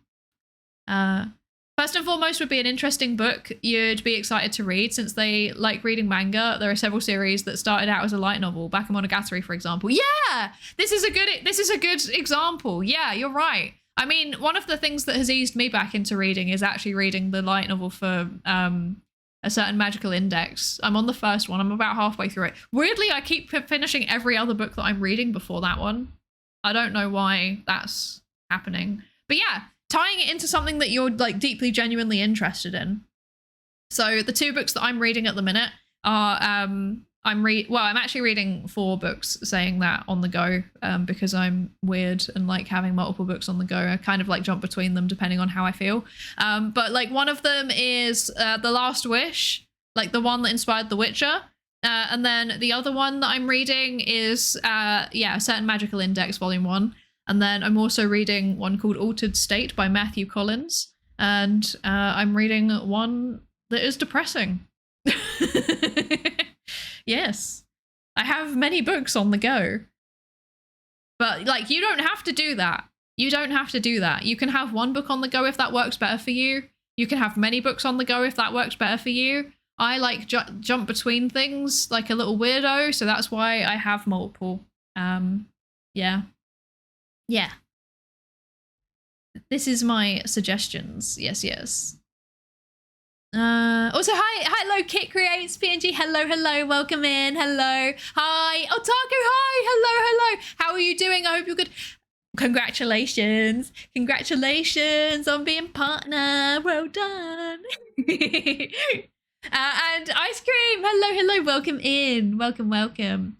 Don't be scared of other people's opinions. If audiobooks are something that you like to listen to, then ignore people saying that it's not properly reading. Yes, use whatever format works for you. Read whatever you want to read. Also, like, if you get partway through a book and you're like, I hate this so much, just drop it. It's not a big deal. Dropping books is part of the skill of reading. Yeah. Breaking the goals down into smaller goals is how we improve diets and activity goals. Slowly increase fiber, lower fried stuff. Slowly increase activity with things like accomplish 10 push-ups with good form, walk for X kilometers, etc. Yeah, and it's the same. You know, do the. Just say to yourself, I'm gonna read 5 pages. Oftentimes, you start reading and you actually end up reading more than that. So yeah.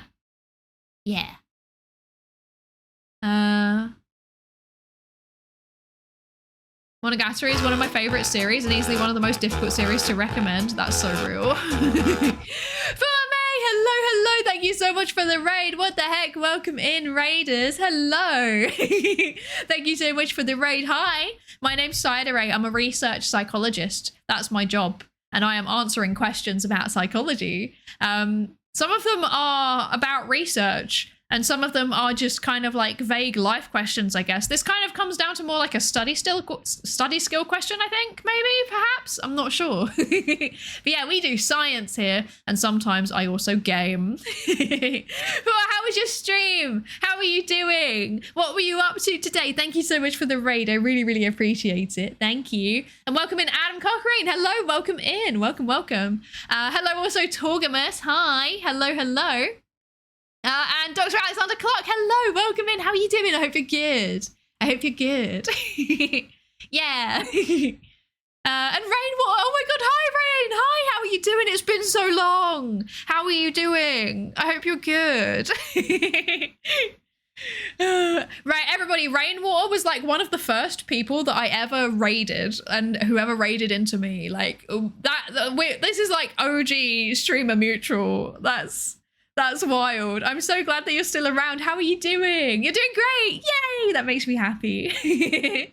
Answering questions about science is always good. It is, isn't it? It's always good. If you need to raid and run, you know, eat some food, drink some water, stretch your legs, etc., get away from the PC, absolutely do. If you want to stick around, you're also more than welcome to stick around. Thank you so much for the raid, Fume. I really appreciate it. Yeah, I hope you're having a good time. Yeah. Have you played any of the Witcher games? The first game is so glitchy, it's insane. No, I actually haven't. I've not played a single Witcher game, but I will apparently now know the basic lore because I'm halfway through the first book. Possibly more than halfway through, actually. Yeah. OG scientist, baby, just different field of science. Yeah! Yeah, one of my original scientist mutuals on Twitch. Which was funny, because I remember you would mostly be playing Rocket League, right? Yeah. The angry little Korean woman has more game suggestions. I'll send them later. Yeah, put them in the Discord server. There's a thread for suggesting games. I wish to hear them. I have to leave. Thank you for joining us, Luke. I hope you have a lovely rest of your day. Thank you so much for joining us. Yeah. Have we covered the how to read more question? I think we have. Shall we move on to the next question? Let's do it. Okay, answered. If you have a question that you would like answered, please put it in the form. If you put something in chat, potentially we'll maybe see it. Maybe, I don't know. Perhaps. Maybe I'll answer it. We'll see how I feel. Hardly play anymore since having the baby, but it's live. Yeah! How is the baby doing? How how is the baby doing? I hope baby is good. I can't believe there's like there's 2 baby hammers in my chat, and that makes me nervous, potentially more. It makes me nervous. I feel like I can't even look after myself. I killed my houseplant. I'm in awe of your abilities to look after another human. Like, I'm saying that jokingly. I'm not joking. I'm being dead serious. It's genuinely so impressive. Okay, next question. Let's find the next question. Okay. This is a good question, I think. This is a good question. Okay, let's not open up the spice bag photo again, because we've opened this up so many times by accident, and it's getting a bit silly. Okay. Ah! Okay, there we go. Okay. This is a good question, I think. How do you suggest balancing content creation and streaming while studying, working, or researching? Currently, I've had unlimited time to play with each day, but when I start my PhD, I probably need to learn to be more strict with my schedule.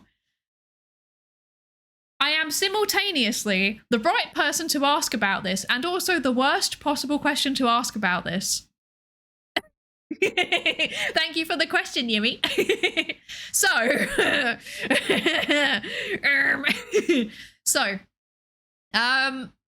As a lot of you know, I started streaming when I was in like the second to last year of my PhD, I think, roughly, or maybe the last year of my PhD. I don't know. Time is an illusion. It's all just a construct of human perception.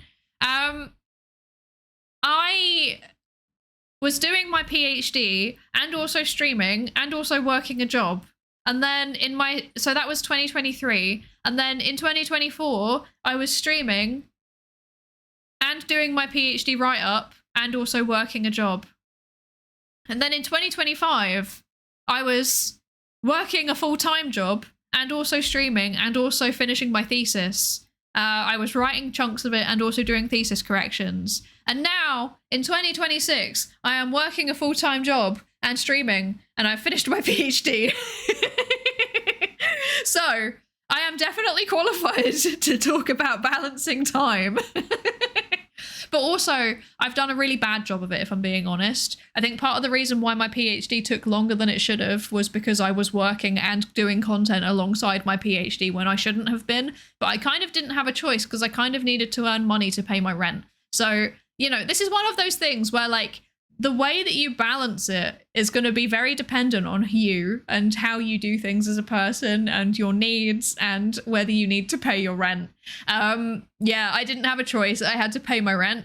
And frankly, also doing like streaming was the thing that kept me functional and sane and not having a complete shut down every day as a result of my PhD, because like doing a PhD is really, really difficult. You get so deep into one specific thing. And I've personally found that streaming it's like, let me connect with people, but also let me look into topics in psychology that like I don't really know that much about. So it's kind of kept me sane. In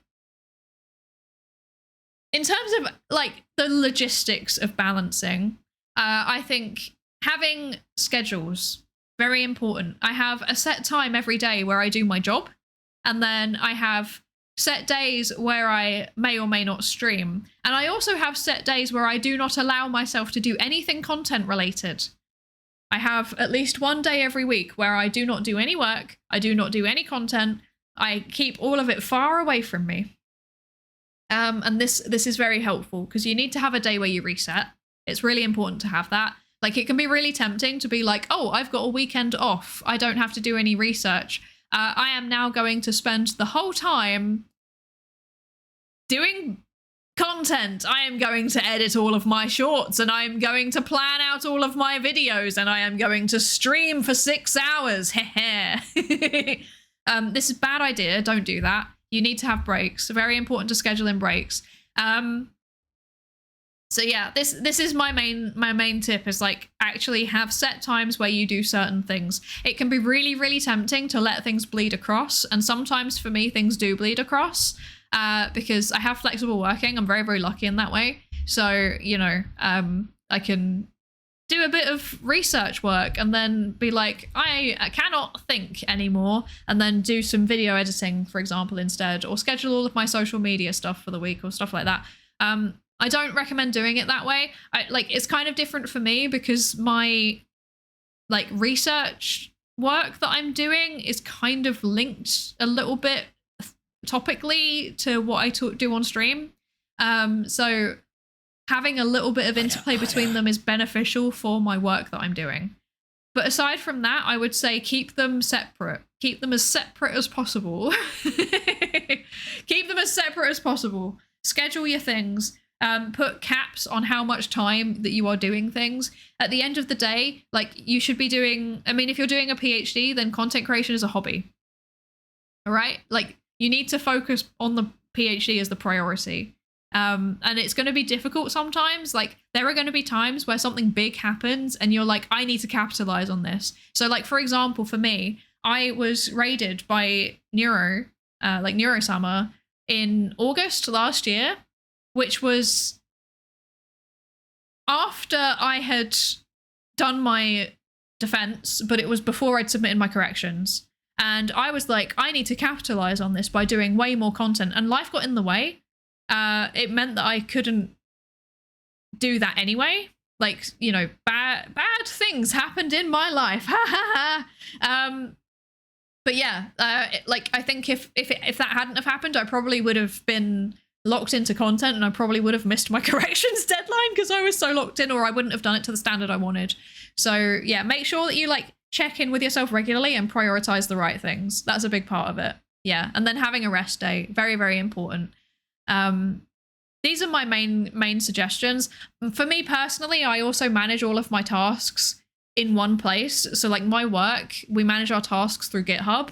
So I've set up like a project board and a repo and use issues to manage my VTubing activities as well. Because that's what I'm used to, but it also means that everything's all in one place and I can easily access everything I need at any point.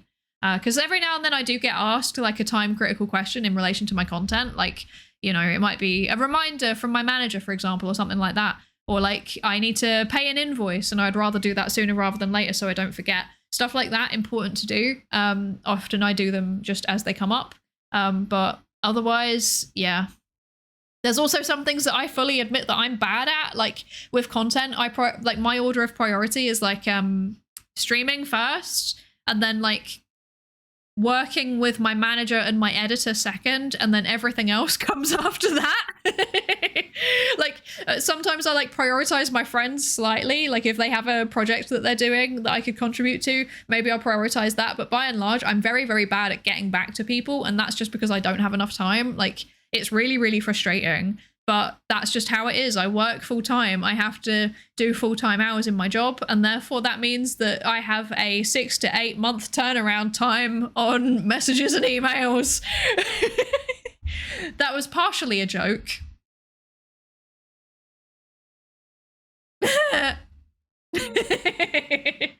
But hopefully that will change in the new year when I am no longer balancing streaming / content creation with working as much. Yeah. Also, Raymore, thank you so much for the Prime sub. Thank you so much. I really appreciate it. Thank you. Thank you so much. I was yapping. Sorry, I was like in the zone and yapping hardcore. Baby's great. He's a gremlin. I love that. I'm glad he's doing well. I'm so glad. You just let him you let us take him home now with no training. I feel like maybe there should be training, like on the basics at least. I think some places have that. I don't know how it works in various places. I don't know how it works in general. This may surprise everybody, but I in fact do not have a child. I don't know how children work. I know how children work from a sibling perspective. I don't know how they work from a parent perspective. Yeah. Me spending all of my 4-day weekend working on my own personal projects. That's kind of a mood. I think it's kind of different though. Like if you're doing something genuinely as a hobby, I think it's kind of different. Because like when I'm working on certain things, I find it very motivating. I find it fun. I find it exciting. Like it gives me a reason to keep going and get through the rest of the work week, you know? If I'm like, yeah, on the weekend I can work on this personal thing. But I think there comes a point where like streaming and content creation in general, like it kind of drifts from being like a hobby to being not a job, but more than a hobby. And like that's where it is for me. I think because what I do on stream is so intimately tied into what I do as a job, it kind of feels like it's a job, even though it isn't. Like objectively it isn't. I do not make enough money from my streams for this to be a job. Like nowhere near it. I said this, I think I said this a couple of streams ago, like every month I earn 1 to 200 British pounds. So I think like up to 300 USD.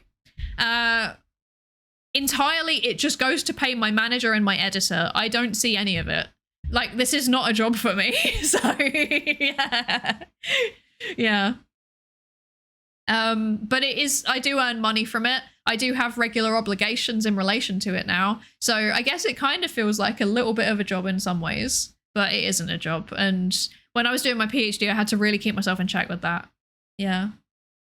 Tend to use myself as an example because the structure matters for me. So for me, Monday and Friday are consultancy/teaching days. Tuesday and Thursday are YouTube recording days. Wednesday is research day. Saturday is off day. And Sunday is live all day. Yeah, exactly. That's such a great structure. That's such a great structure. I think I kind of do something quite similar. Although admittedly, recently I've been giving myself more days off because I think I'm just like at a place at the minute where I need that. Like, I've been kind of, how can I phrase this? I mean, there's no point like beating around the bush, I think. Like, some of you know this and some of you don't. Like, if you've been around in the streams since like October or earlier, you already know this. You might not know this if you've been around since then, like if you've turned up since then. In October last year, I used to be married, but my husband passed away in October last year. So my... I'm not going to say that my mental health is variable because like by and large, my mental health is pretty good, but I have periods where I'm just like not okay. And yeah, because of that, I'm giving myself a bit more time off at the minute. I think I probably will for like, well, as long as I keep having that happen. Cause like having a big like loss, like losing someone important in your life, it really impacts your cognitive functioning in ways that you do not expect. Like I think I'm kind of okay now, mostly in terms of my mood, but I sometimes wake up and I just can't focus on anything. And I know it's related to that. Like I know it is because this has only been happening since it happened. And I just kind of let myself, you know, have some time off and do things that I want to do and talk to people that I care about and things. But yeah, so looking after yourself in general is very important. Yeah. Yeah, it's thank you. Yeah, it's been a time. It's been a time. But you know, it's difficult. I'm not gonna pretend it's difficult, but it's also you just gotta keep going. And he would be proud of me for keep going. So yeah. Yeah. I think I earn about the same, which gets put back into the stream. So it's kind of like a hobby, but also I need to keep up the word. Yeah, exactly. Like for me, like I now have a regular expense in the form of my manager and my editor. Like I want to, so my manager I pay every month. Like I consistently pay him every month.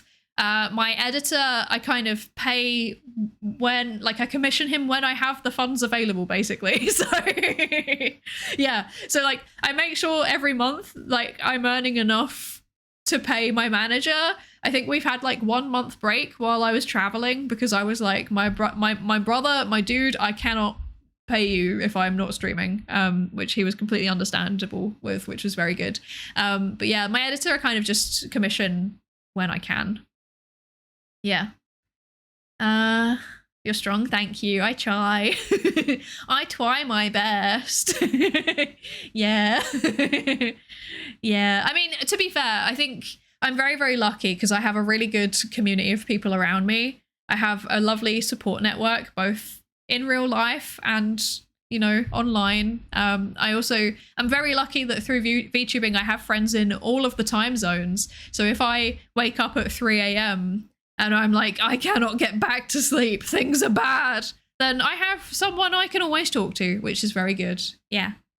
Yeah. So VTubing's really the thing. Like, if I had to say one thing has helped me through it, like, it's kind of torn. Part of it is VTubing, genuinely, because like I came back to streaming relatively quickly after it happened, and that's because it was just like something for me to do that was like low effort, I guess. Like relatively low effort, didn't have to think too hard, and I enjoy doing it, and it feels like I connect with people, and I think this is important to do when you're grieving. Yeah, so part of it was that. And then the other thing that really, really helped, I'm going to give the biggest shout out ever to my workplace. Like, my workplace, I think that this had happened at like almost any other workplace, I would have been so cooked. Like, I think I would have quit my job. But like, my workplace was so good. They gave me 6 months, goodness gracious, not that much. They gave me 6 weeks off because that's what I needed. I needed 6 weeks to like get everything sorted and be in a mental place where I could go back to work. Like paid as well. It was paid leave, which I'm so grateful for. And since I've been back, I've been making the most of that flexible working that I have, because like I said, sometimes like I wake up in the morning and I'm just like, I can't. Other times it's the afternoon and I'm just like, I can't. Sometimes it's like 11 p.m. and I am like, suddenly I'm now motivated to do all of the work, and they have just let me do it, and I am so grateful for it. My managers have been so supportive, my colleagues have been so supportive, like that. Genuinely, I'm so lucky. Yeah, and I had 6 weeks of paid leave when it happened as well, which was also like, I cannot emphasize enough how lucky and grateful I am for that. Yeah, I think those things have, I mean, I feel like I also should also give an honorable shout out to all of the friends that were there for me, like, you know, in person and online, because I had so many people that were there for me and it meant so much for me. Yeah. makes me happy that I have people that I can rely on. Why a manager? I can understand the editor. It's a good question. Very, very good question. So the reason why I have a manager is because basically he knows people. He connects me up with people. Sorry, I had to readjust myself because I realized my foot was going to sleep. Yeah, no, he knows people. He can connect me with people and opportunities, and he has been so useful. He has been so useful. Like, there's been a bunch of stuff that he's helped me to do, and I am forgetting all of the things. But like this, wait, how many things has he connected me with that I can actually announce? How many things am I actually allowed to talk about? I'm going to bring up my meetings notes with him. It's not loading. Wait, give me a second. I'm going to bring up my meetings notes because I feel like he needs to have the proper acknowledgement, you know? Let's see. Let's see. He's going to play Mahjong with me. Yeah, exactly. He is going to play Mahjong with me. That is the requirement. Lord of Time, thank you so much for the follow. Welcome into the research participation pool. Welcome, welcome. Okay, right. So he has helped me work out charity incentives for my charity events. He has helped me get opportunities in relation to events, which is very good. He's gonna help me sort out another idea that I have that sounds very fun. He's been finding monetization options for me, which I am very, very appreciative of. He helps with some social media stuff. He tells me off when I don't reply to my emails that are important. He tells me off when I don't reply to the emails that are not important. He just tells me off in general. He, like, a lot of it is just like accountability, basically. It's someone who's telling me, like, you should do this thing, by the way. He provides me with useful information about the industry. Let's see.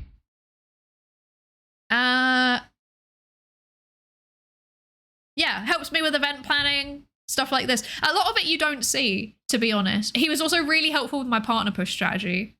Really, really helpful with that. Like, the suggestions that he made, I think, were some of the things that got us over the line.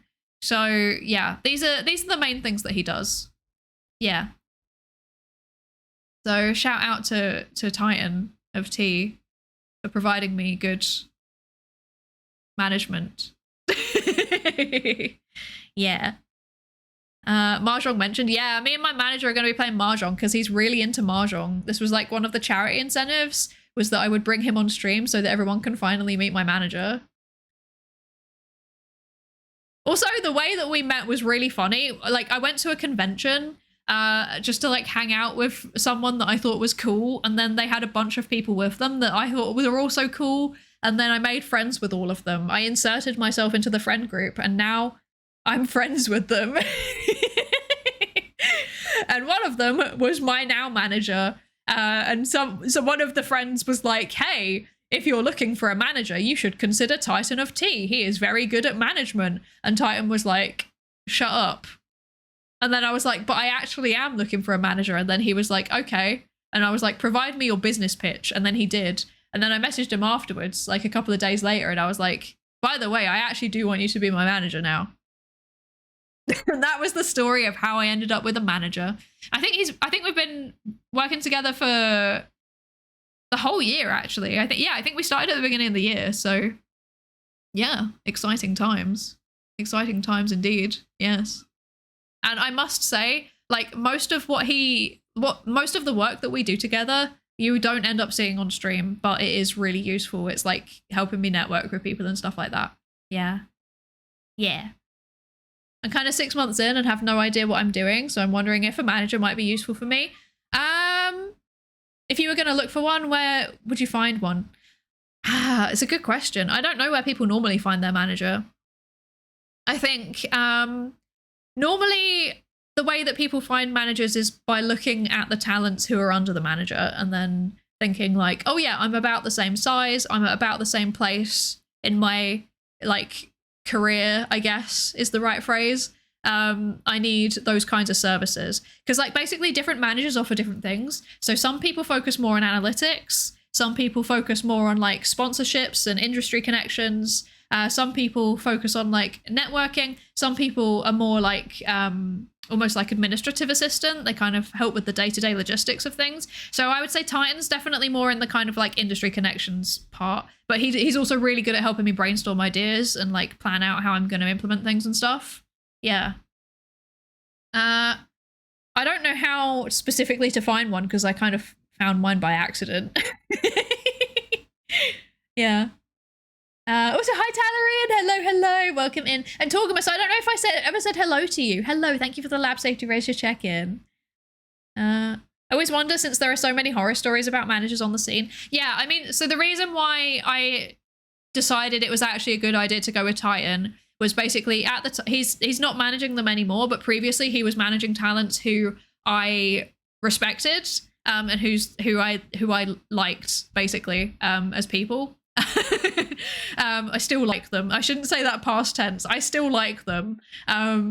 Like I would consider them my friends, I think. So yeah. So that was part of it. And then the other part of it is he's like the head mod and does some other, like he's on the staffing for Vexpo, which like I've not used that specific part of his connections. Like I'm not a guest at Vexpo. Like it's not scary for me to say that. I think I'm allowed to say that. Like I'm not a guest at Vexpo, I'm just attending. But yeah, I mean, I think it would be kind of icky if I did use that in that way anyway.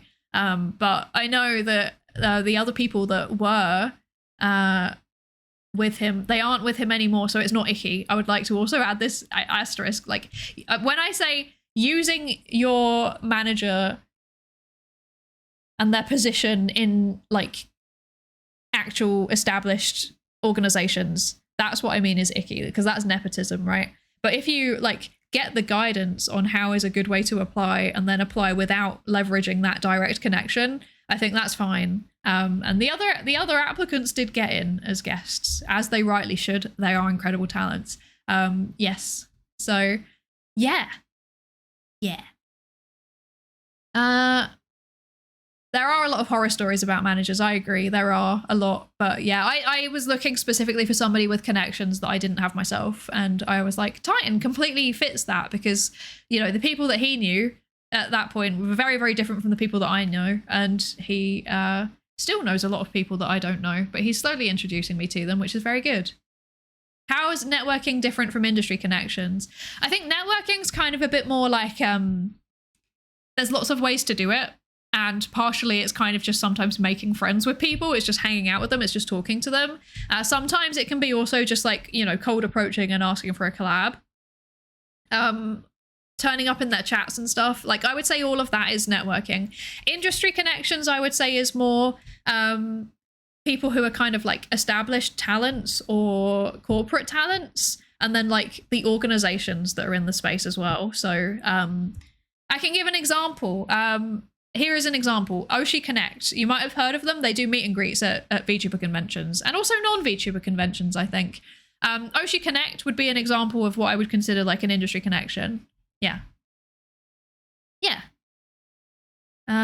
Another surprisingly common way is by joining an agency. Then when it explodes after a year or two, keep the manager from it. No comment. I've never been in an agency. I have no opinion. Isn't the standard on any entertainment industry, networking, recommendations, and nepotism go hand in hand? I think you can network and do recommendations without the nepotism. So, like, I think nepotism would be, for example, if Titan went to the Vexpo staff and was like, this is my talent, you need to let them in. And they're like, yeah, go on then, because you're our mate. That's nepotism. That is very, very different from me showing Titan what I'm going to submit as an applicant and then submitting it through the standard route and then maybe disclosing, by the way, Titan is my manager. Those two things are very, very different. The first thing is what my friends have done when they were under Titan. The second thing, no, sorry, the first thing is not what my friends have done. No. The nepotism is not what my friends have done. They've done the standard application, possibly with a bit of support. Let's not get those mixed up. Nepotism is bad and Titan does not engage in it, is what I'm saying.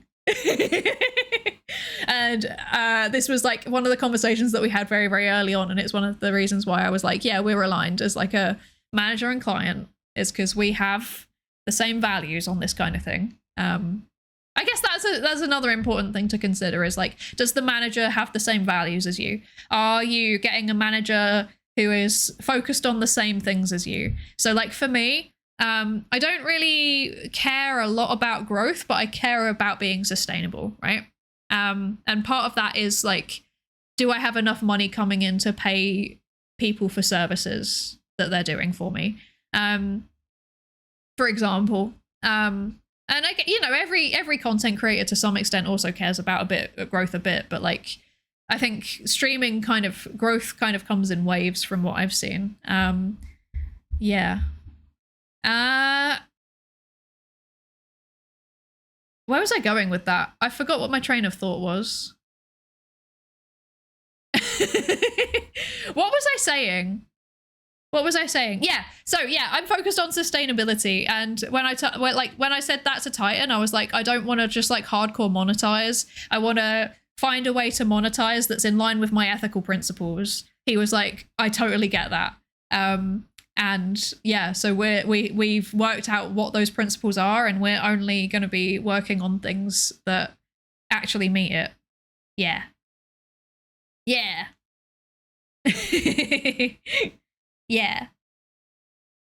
Can your manager recommend you without it being nepotism? Yes, absolutely. Because it would be nepotism if it's just like blanket recommendations for everything and like he's friends with somebody and then I get in on that basis. But recommendations can be tailored.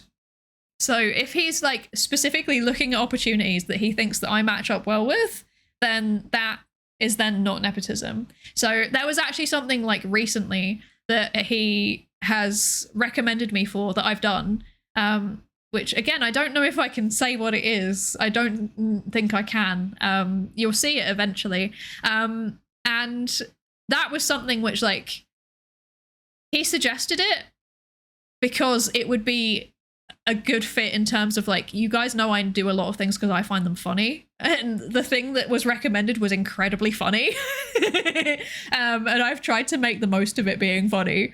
So yeah, sustainability always trumps growth. You can grow from being homeless. Exactly. But yeah, like, sustainability for me is, like, you know, like, growth would probably be a byproduct of it, if that makes sense. Like, I'm not super fussed about, like, getting loads of new followers and getting loads of new viewers and stuff. I want to focus on the community that we've already built. And if new people join, excellent, great. Like, we want more people in the community, but I also don't want to ignore the people that are already there, if that makes sense. I don't think I'm doing a particularly good job, if I'm being honest. I try, but I lack time. Yeah. I prefer natural growth rather than icky drama stuff or something for quick growth. Exactly. Yeah.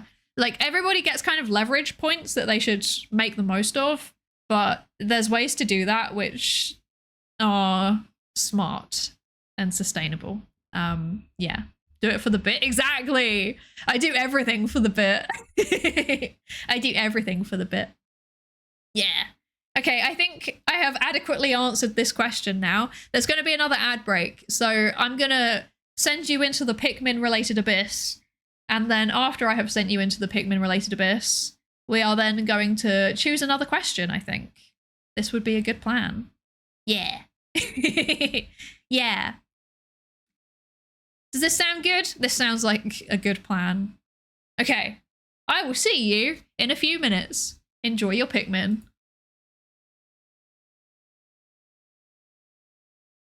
Pikmin 4 and 5, Pikmin 6, Pikmin 7, Pikmin 18 million and 11, Pikmin 3 Deluxe and hey Pikmin, new centrifuge to put Pikmin in.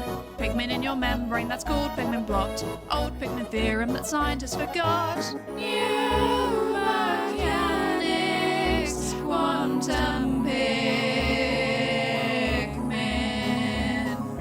Pikmin chest tube, Pikmin balloon mount, radio sonde, Pikmin electrons covalent bond, Pikmin AI published IEEE, slowed down Pikmin due to relativity, Pikmin in your culture where you can see it contaminating all it touches, Pikmin in your culture where you can see it contaminating everything it touches. Pikmin in your culture, Pikmin in your fucking culture, Pikmin 1 and 2 and Pikmin 3, Pikmin you play control for the Wii, Pikmin 4 and 5, Pikmin 6, Pikmin 7, Pikmin 18 million and 11, Pikmin 3 Deluxe and hey Pikmin, new centrifuge to put Pikmin in. Pikmin in your membrane, that's called Pikmin blot. Old Pikmin theorem that scientists forgot. New mechanics, quantum Pikmin. Pikmin chest tube, Pikmin balloon mount, radio sonde, Pikmin electrons covalent bond, Pikmin AI published IEEE, slowed down Pikmin due to relativity, Pikmin in your culture where you can see it contaminating all it touches, Pikmin in your culture where you can see it contaminating everything it touches.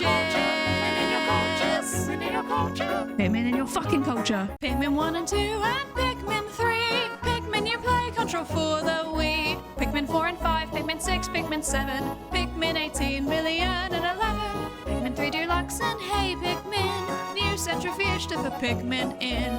Pikmin in your membrane, that's called Pikmin blot. Old Pikmin theorem that scientists forgot.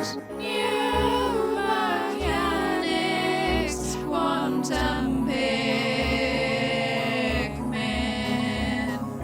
Pikmin chest tube, Pikmin balloon mount, radio sonde, Pikmin electrons covalent bond, Pikmin AI published IEEE, slowed down Pikmin due to relativity, Pikmin in your culture where you can see it contaminating all it touches, Pikmin in your culture where you can see it contaminating everything it touches. Pikmin in your culture, Pikmin in your fucking culture, Pikmin 1 and 2 and Pikmin 3, Pikmin you play control for the Wii, Pikmin 4 and 5, Pikmin 6, Pikmin 7, Pikmin 18 million and 11, Pikmin 3 Deluxe accent, hey Pikmin. New centrifuge to put Pikmin in. Pikmin in your membrane, that's called Pikmin blot. Old Pikmin theorem that scientists forgot. New mechanics, quantum Pikmin. Pikmin chest tube, Pikmin balloon mount, radio sound, Pikmin electrons, covalent bond. Hello. Hello, I'm back. Welcome back, everybody. Are the Pikmins responsible for contaminating my samples in micro, and if so, are they susceptible to fumigation? Yes. You can fumigate the Pikmin.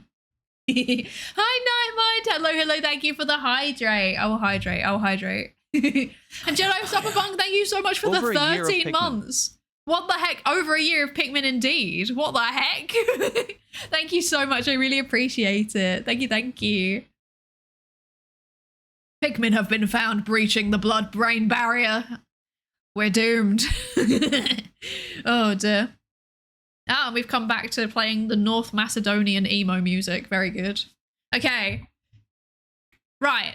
Here's the plan. A question, perhaps. Let me find question. There's many good questions that have been submitted, but I'm going to choose one that doesn't require too much thinking because my brain is. I've seen one that was submitted last time that's very, very funny. Oh dear. Okay.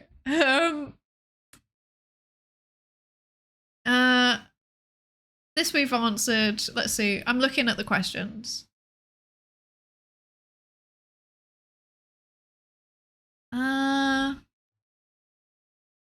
Ooh. Okay, I've got a question that I think I would be able to begin to think about without thinking too hard. The fact that the resub happened just now is completely irrelevant, I promise. This has not influenced my decision. It's probably influenced my decision. Okay, we have a question from Jedi Cyberpunk from last time, which was, how do you make a successful survey? This is a good question. All of these are good questions. Also, hi, Twelfles. Hello. I just realized I acknowledged what you said because it was very funny, and then I did not actually say hello to you. Hello. And Random Logic as well. Hello. Welcome in. I hope you're good. Okay. So, how do you make a successful survey? With great suffering is the short answer. So, there are many things that you have to think about when you're making a survey. Here is just a small selection of the things that I think about. Is the survey too long? Because if you make the survey too long, people quit halfway through. They give up. So don't make it too long. Is the survey showing adequate external validity? That is, are the questions actually capturing things which are relevant in the real world? If it's not, then you've got something that's potentially maybe useful theoretically, but completely useless in terms of applying it to the real world. Does it have good internal validity and reliability? This means, does the questions actually measure what you want them to be measuring, and are they doing so consistently? If not, you've got a bad survey. It's not measuring the thing that you need it to be measuring, and therefore you can't answer your research question. Not ideal. Not ideal at all. What else do you need to think about? So I normally would use validated measures. So basically in psychology, there are a bunch of measures which have gone through a lot of psychometric testing, which basically means they are given to really, really big samples, and statisticians do their statistics upon the data, and they work out, does this actually capture the thing that we're aiming it to? Is it doing it consistently, etc. I normally use validated measures. Now, I will add a caveat to that, which is that I find that a lot of the time validated measures, especially if they're older validated measures, aren't necessarily good. So I think that more modern ones that have been done with what was it called? Is it Delphi methodology? Let me just double check that I'm not making this up. I think, yes, Delphi technique. So basically, where you get a panel of experts to look at the survey and assess whether it's measuring what they want it to measure, and then doing like multiple rounds of large-scale data collection to try and work out like how to capture the thing that you wish to be capturing, both with the expert input and also with the statistical data. These things work together to make validated measures. This is good. Even better if you then take the final survey and then get qualitative feedback from the people that are taking it. So sometimes like it will look like it's like an item in a questionnaire will look like it's statistically matching up with what you're expecting. But then when you go into like the feedback that people have given about it, they're like, this isn't good. I wanted to say this and I couldn't, for example. I have an example of this actually. In one of the studies that I did, I used a scale called the ambivalent sexism scale. It's quite old, I think. I think it's from like the 90s, maybe. And basically it asks a bunch of questions about attitudes towards women. And it's meant to capture, like, do you feel like women can be trusted? Do you feel like they need to be protected? Do you feel like they are secretly little wenches that must be stopped? These kinds of things. And I found when I did the survey that kind of had these kind of measures, I had a feedback box at the end, and loads of people were writing in it like, I feel like I need to answer the question this way, but like what I want is actually a third thing that isn't in it. So yeah, that's not ideal. Probably need to rethink that measure. Yeah.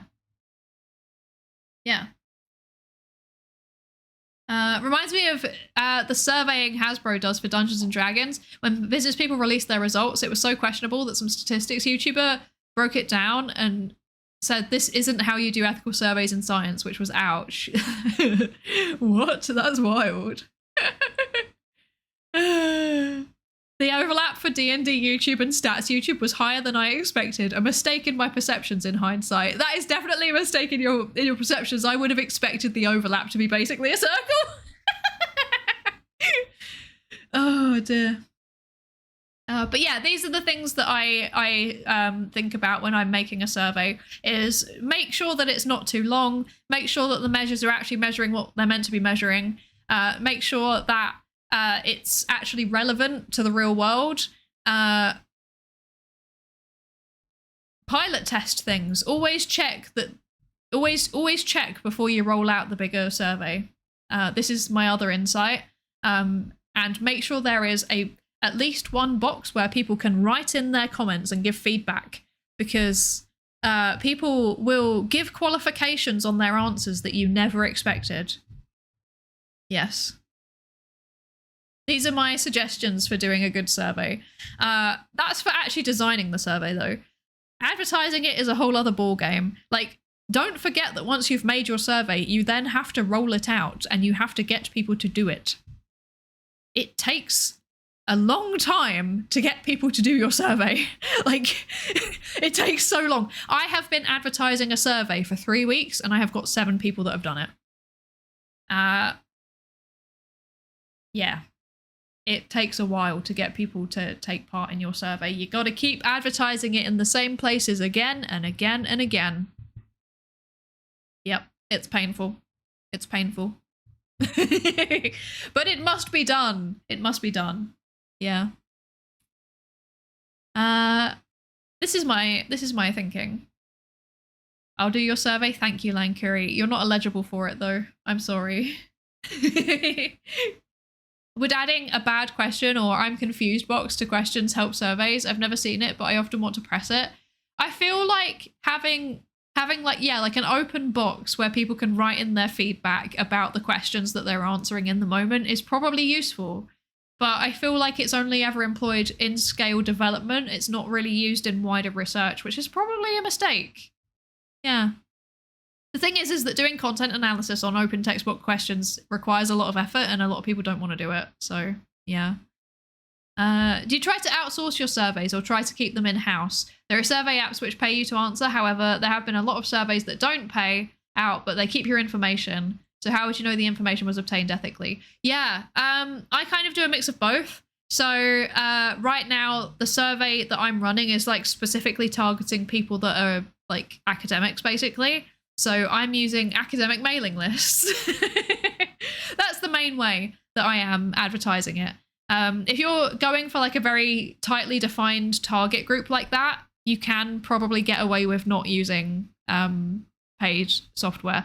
That being said, if I was doing a general survey, I would always use a panel. So I would use something like Prolific. I used Prolific to death as a grad student. I highly recommend it. However, caveat on that, do make sure that you use the filtering questions, because there's a lot of people that are on there low-key kind of fraudulently now. So you got to make sure that you're not accidentally capturing them in your sample. Yeah. I've heard good things about, I think it's like Cloud Research, I want to say, something like that. I've heard good things about them too. Yeah. Where and how do you advertise your surveys? Yeah, so sometimes I would do it on a website like Prolific. If I'm targeting a specific group, I'd normally go for like email lists or Discord servers or like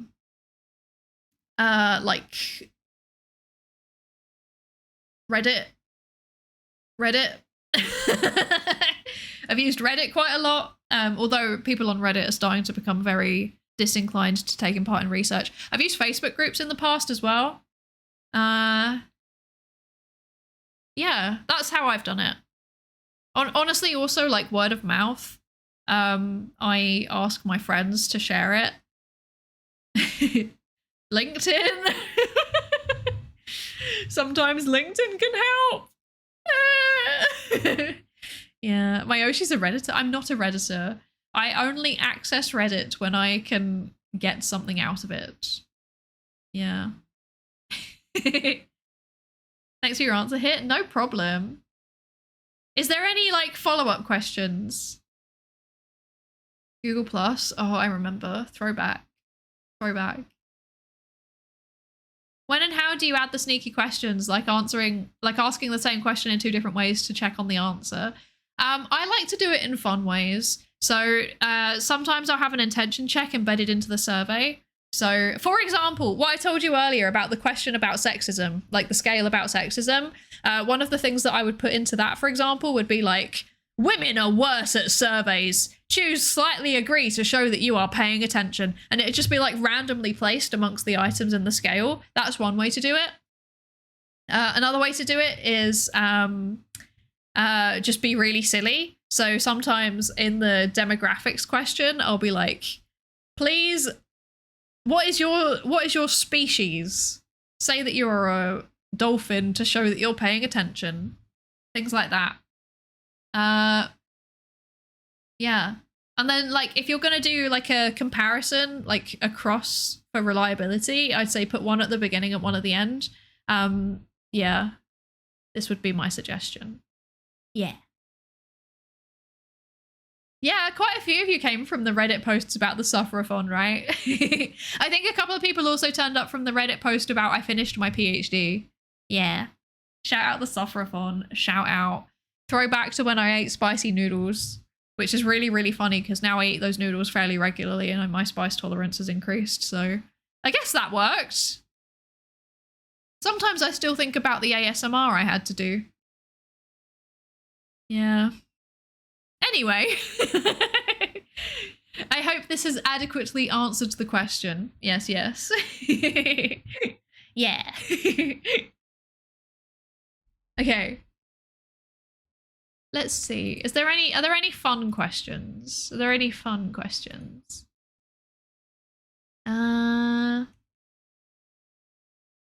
Someone has asked dinosaurs or dragons, which I think is a very good and valid question. And the answer is definitely dinosaurs, because there's just more that you can do with them. As in, there's more information you can learn about them. Like, dragons, you're kind of limited. Like, you have more creative expression with them, I think, because obviously they're mythological creatures.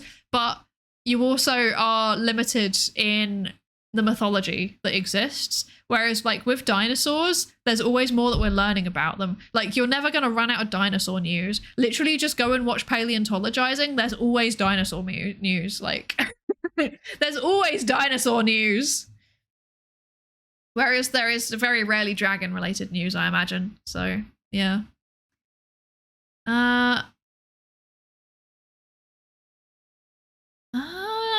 Oh, that's a difficult question.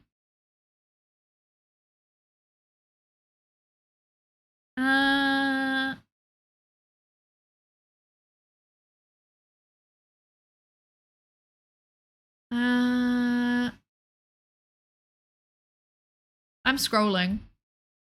I'm scrolling through the questions. There's so many of them. I'm going right back to the beginning to see if there's any which I should have answered and haven't. Ooh. Okay.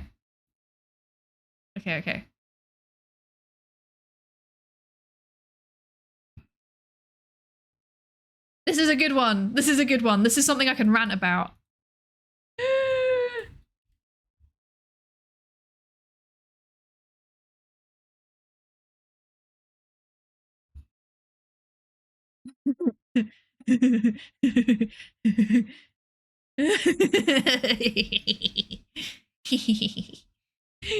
Oh dear. I wonder if this is going to display the special character. Kind of. Okay.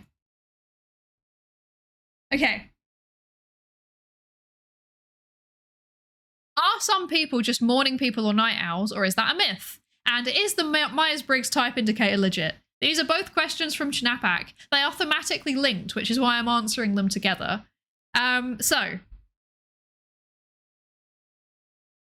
first we will think about, is there variance in people's circadian rhythms? The answer is yes. There is definitely variance in people's circadian rhythms. Some people do enjoy waking up earlier. Most people wake up at around the same time and go to sleep at around the same time. Other people like to stay up late. There is natural variance in where people feel most alert, feel most awake, want to go to sleep. And also, there is also variance in the length of people's circadian rhythms. Some people have like a shorter circadian rhythm and some people have a longer circadian rhythm. So on average, people's circadian rhythms, when I say, also, I just realized I'm saying circadian rhythm over and over and over again. I've not said what that is. I'm sorry. Circadian rhythm is basically your sleep-wake cycle. It's other stuff too. There's a lot of biological processes that are happening in your body. But it is basically the process of like when your body starts up and when your body slows down for sleep. That's it. That's like the summary of it.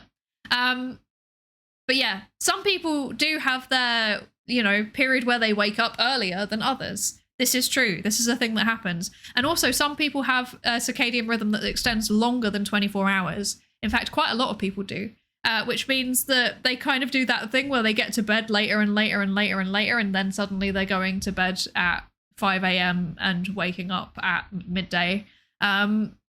This is a thing that happens. Likewise, there are indeed personality traits, and people have them, and they are relatively useful ways of understanding people's behavioral patterns. However, the thing that these two things have in common, the whole night owl, morning lark thing, and also the MBTI, the thing that they have in common is that they classify people into groups. They put people into dichotomous categories. You are either this or you are that. And that is not how people work. The majority of people fall on a bell-shaped curve on most things. So by that, I mean, for example, extroversion and introversion. So according to the MBTI, the Myers-Briggs type indicator, you are either an extrovert or you're an introvert. When in fact, when you actually look at how personality is distributed throughout the population, most people are a bit of both. They kind of fall in the middle, like they are neither. And then a small minority of people could probably be described as an introvert or an extrovert. Now, the issue that the issue that you find with these kinds of dichotomous labels is that, first of all, Basil, hello, how are you doing? Thank you so much for the sub. What the heck? 32 months. That's wild. Thank you so much. I appreciate it so much. I hope you're doing good. But yeah, so the issue that you find with these dichotomous labels is that they get rid of all of that variance. So it kind of just ignores the fact that most people are in the middle, that they're a bit of both. And instead it forces them into a category that they frankly don't belong in. And this means that they are kind of just not very useful, because most people, if you say, for example, if you do like a measure of introversion and extroversion, there will be like an introvert one day and an extrovert the next day, just based on how they feel that day. Like, it's not useful. It's not useful. Some people are more extreme. They are more consistently classified, but the majority of people just end up slap bang in the middle. So yeah, not super helpful. Also not super helpful to think of yourself as like a morning lark or a night owl for the same reason. It kind of forces you into a classification. And when people have a label, they tend to start identifying with it, and then they match their behavior up to the label. So like someone might start telling themselves, oh yeah, I'm a night owl, and then they start going to bed really late all of the time, and like that's actually not good for most people's health. Like there are some freaks of nature who, I mean this in a loving way, like there are some people who genuinely are more inclined towards waking up late and going to bed late. I say freaks of nature because they're a minority. Like statistically, they're a minority.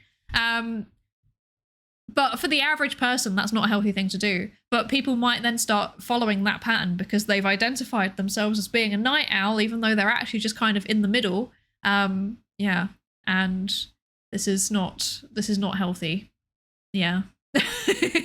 People end up changing their behaviors in a way that's not beneficial for them, basically. Yeah. Yeah. This is broadly my take on this question. There are better ways to do it. Basically, anything which looks at the nuance, looks at the spectrum is better. So with personality, normally in psychology, we'd use something like the Big Five measure of personality, where everything is a scale. There's 5 measures of personality and they're all scales. With things like your circadian rhythm, I would say just look at the data. Like, make decisions based on when you are actually waking up and actually going to sleep, but also like don't let that alone dictate what you're doing. Yeah, because also it's not healthy to let yourself drift and end up waking up really late and going to bed really late in general for the average person. Yeah. How do circadian rhythms work with polyphasic sleep? I don't know. I have forgotten what polyphasic means. Let me look that up. I'm dumb. Okay, polyphasic sleep is when it's segmented into multiple periods over the course of 24 hours. Yeah, I don't know because I do this sometimes. Like I have been known to do the thing where I like have like 4 hours and then wake up for a bit and then get another 4 hours. I do that sometimes. Yeah. I don't know. Have you watched the show called Severance? I have not, but I know about it. I have not watched it, but I know about it, and it's on my list of things I want to watch. The premise is that they can plant a chip in your head and creates a separate version of you. You have no knowledge of what you or they do for 8 hours of the workday, and vice versa. The 8-hour version of you doesn't know what you do on the outside or who you are during those 16 hours. I really need to watch it. I think it would be very interesting. I feel like I would be fairly consistent, to be honest, because like me outside of work and me inside of work, I feel like we're largely similar. I'm not very good at masking anymore. Yeah. Highly recommend. I will add it to my list. Yeah. Okay.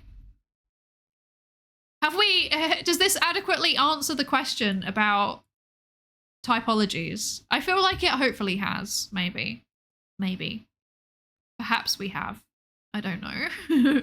I don't know anything. I'm just a silly creature. I'm just a silly guy. I think my voice is starting to go a little bit. So I think that it might be time for us to stop answering questions. I'm sorry. I'm sorry. I'm sorry. Unless there's any last minute questions that you all have. I can't think of anything that I want to add, actually. I think I'm getting a bit brain scrambled and my throat is a bit painful and I need a cup of tea, to be honest. Yeah. Hi, Spooky One. Hello, thank you for the lab safety rose to check in. Thank you. I feel like we should go to paleontologizing. Like, do you all know who paleontologizing is? He's an actual paleontologist who does... What's he doing at the minute? He's digging dinosaurs literally right now. He's doing an IRL stream where he is digging dinosaurs. And I think that's incredibly cool. And I love that personally. I think we should probably go there. But yeah, I think that's all for me today. I hope you have enjoyed the announcements. I hope you have enjoyed me answering the questions. I don't know when my next stream's going to be, to be honest, because I am very tired.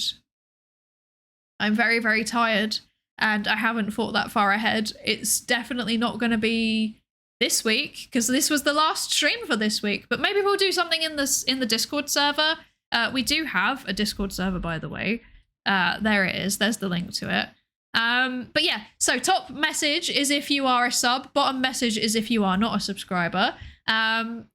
We are going to go right into paleontologizing because we did talk about dinosaurs, and I did say if you want to know about dinosaurs, go watch paleontologizing, and I feel like it's only right that we therefore go and raid into paleontologizing. Yeah, not sure what the next stream's going to be. I'm thinking maybe we could do perhaps a hand cam. How do we feel about maybe a Lego hand cam? Because I need to finish the STEM Lego set, and it would be cool if we finished it, I think, maybe. Maybe we could do that. That'd be cool. Also, hi, Isaac. Hello. Thank you for joining us. Please, more Lego. Yeah, maybe we'll do more Lego. I'm kind of feeling Lego, potentially. If not, then maybe a chill game. I need to have a long stream again where we can read a paper, because we've not read a paper in so long. I'm also debating maybe doing like a book club where I tell you about some of the books that I've been reading recently, because I could put that into a PowerPoint fairly easily. I think this could be fun, potentially, perhaps. We'll see how I feel. Yeah. Thank you, Mogan Boy, for the follow. Thank you so much. Welcome into the research participation pool. With that, I will now send you off to go and look at some dinosaurs being dug up. How cool is that? I hope you have a lovely time there. I thank you for joining me today. I really appreciate it. Thank you for all of your questions as well. I'll see you next time. Bye. Bye. Yeah.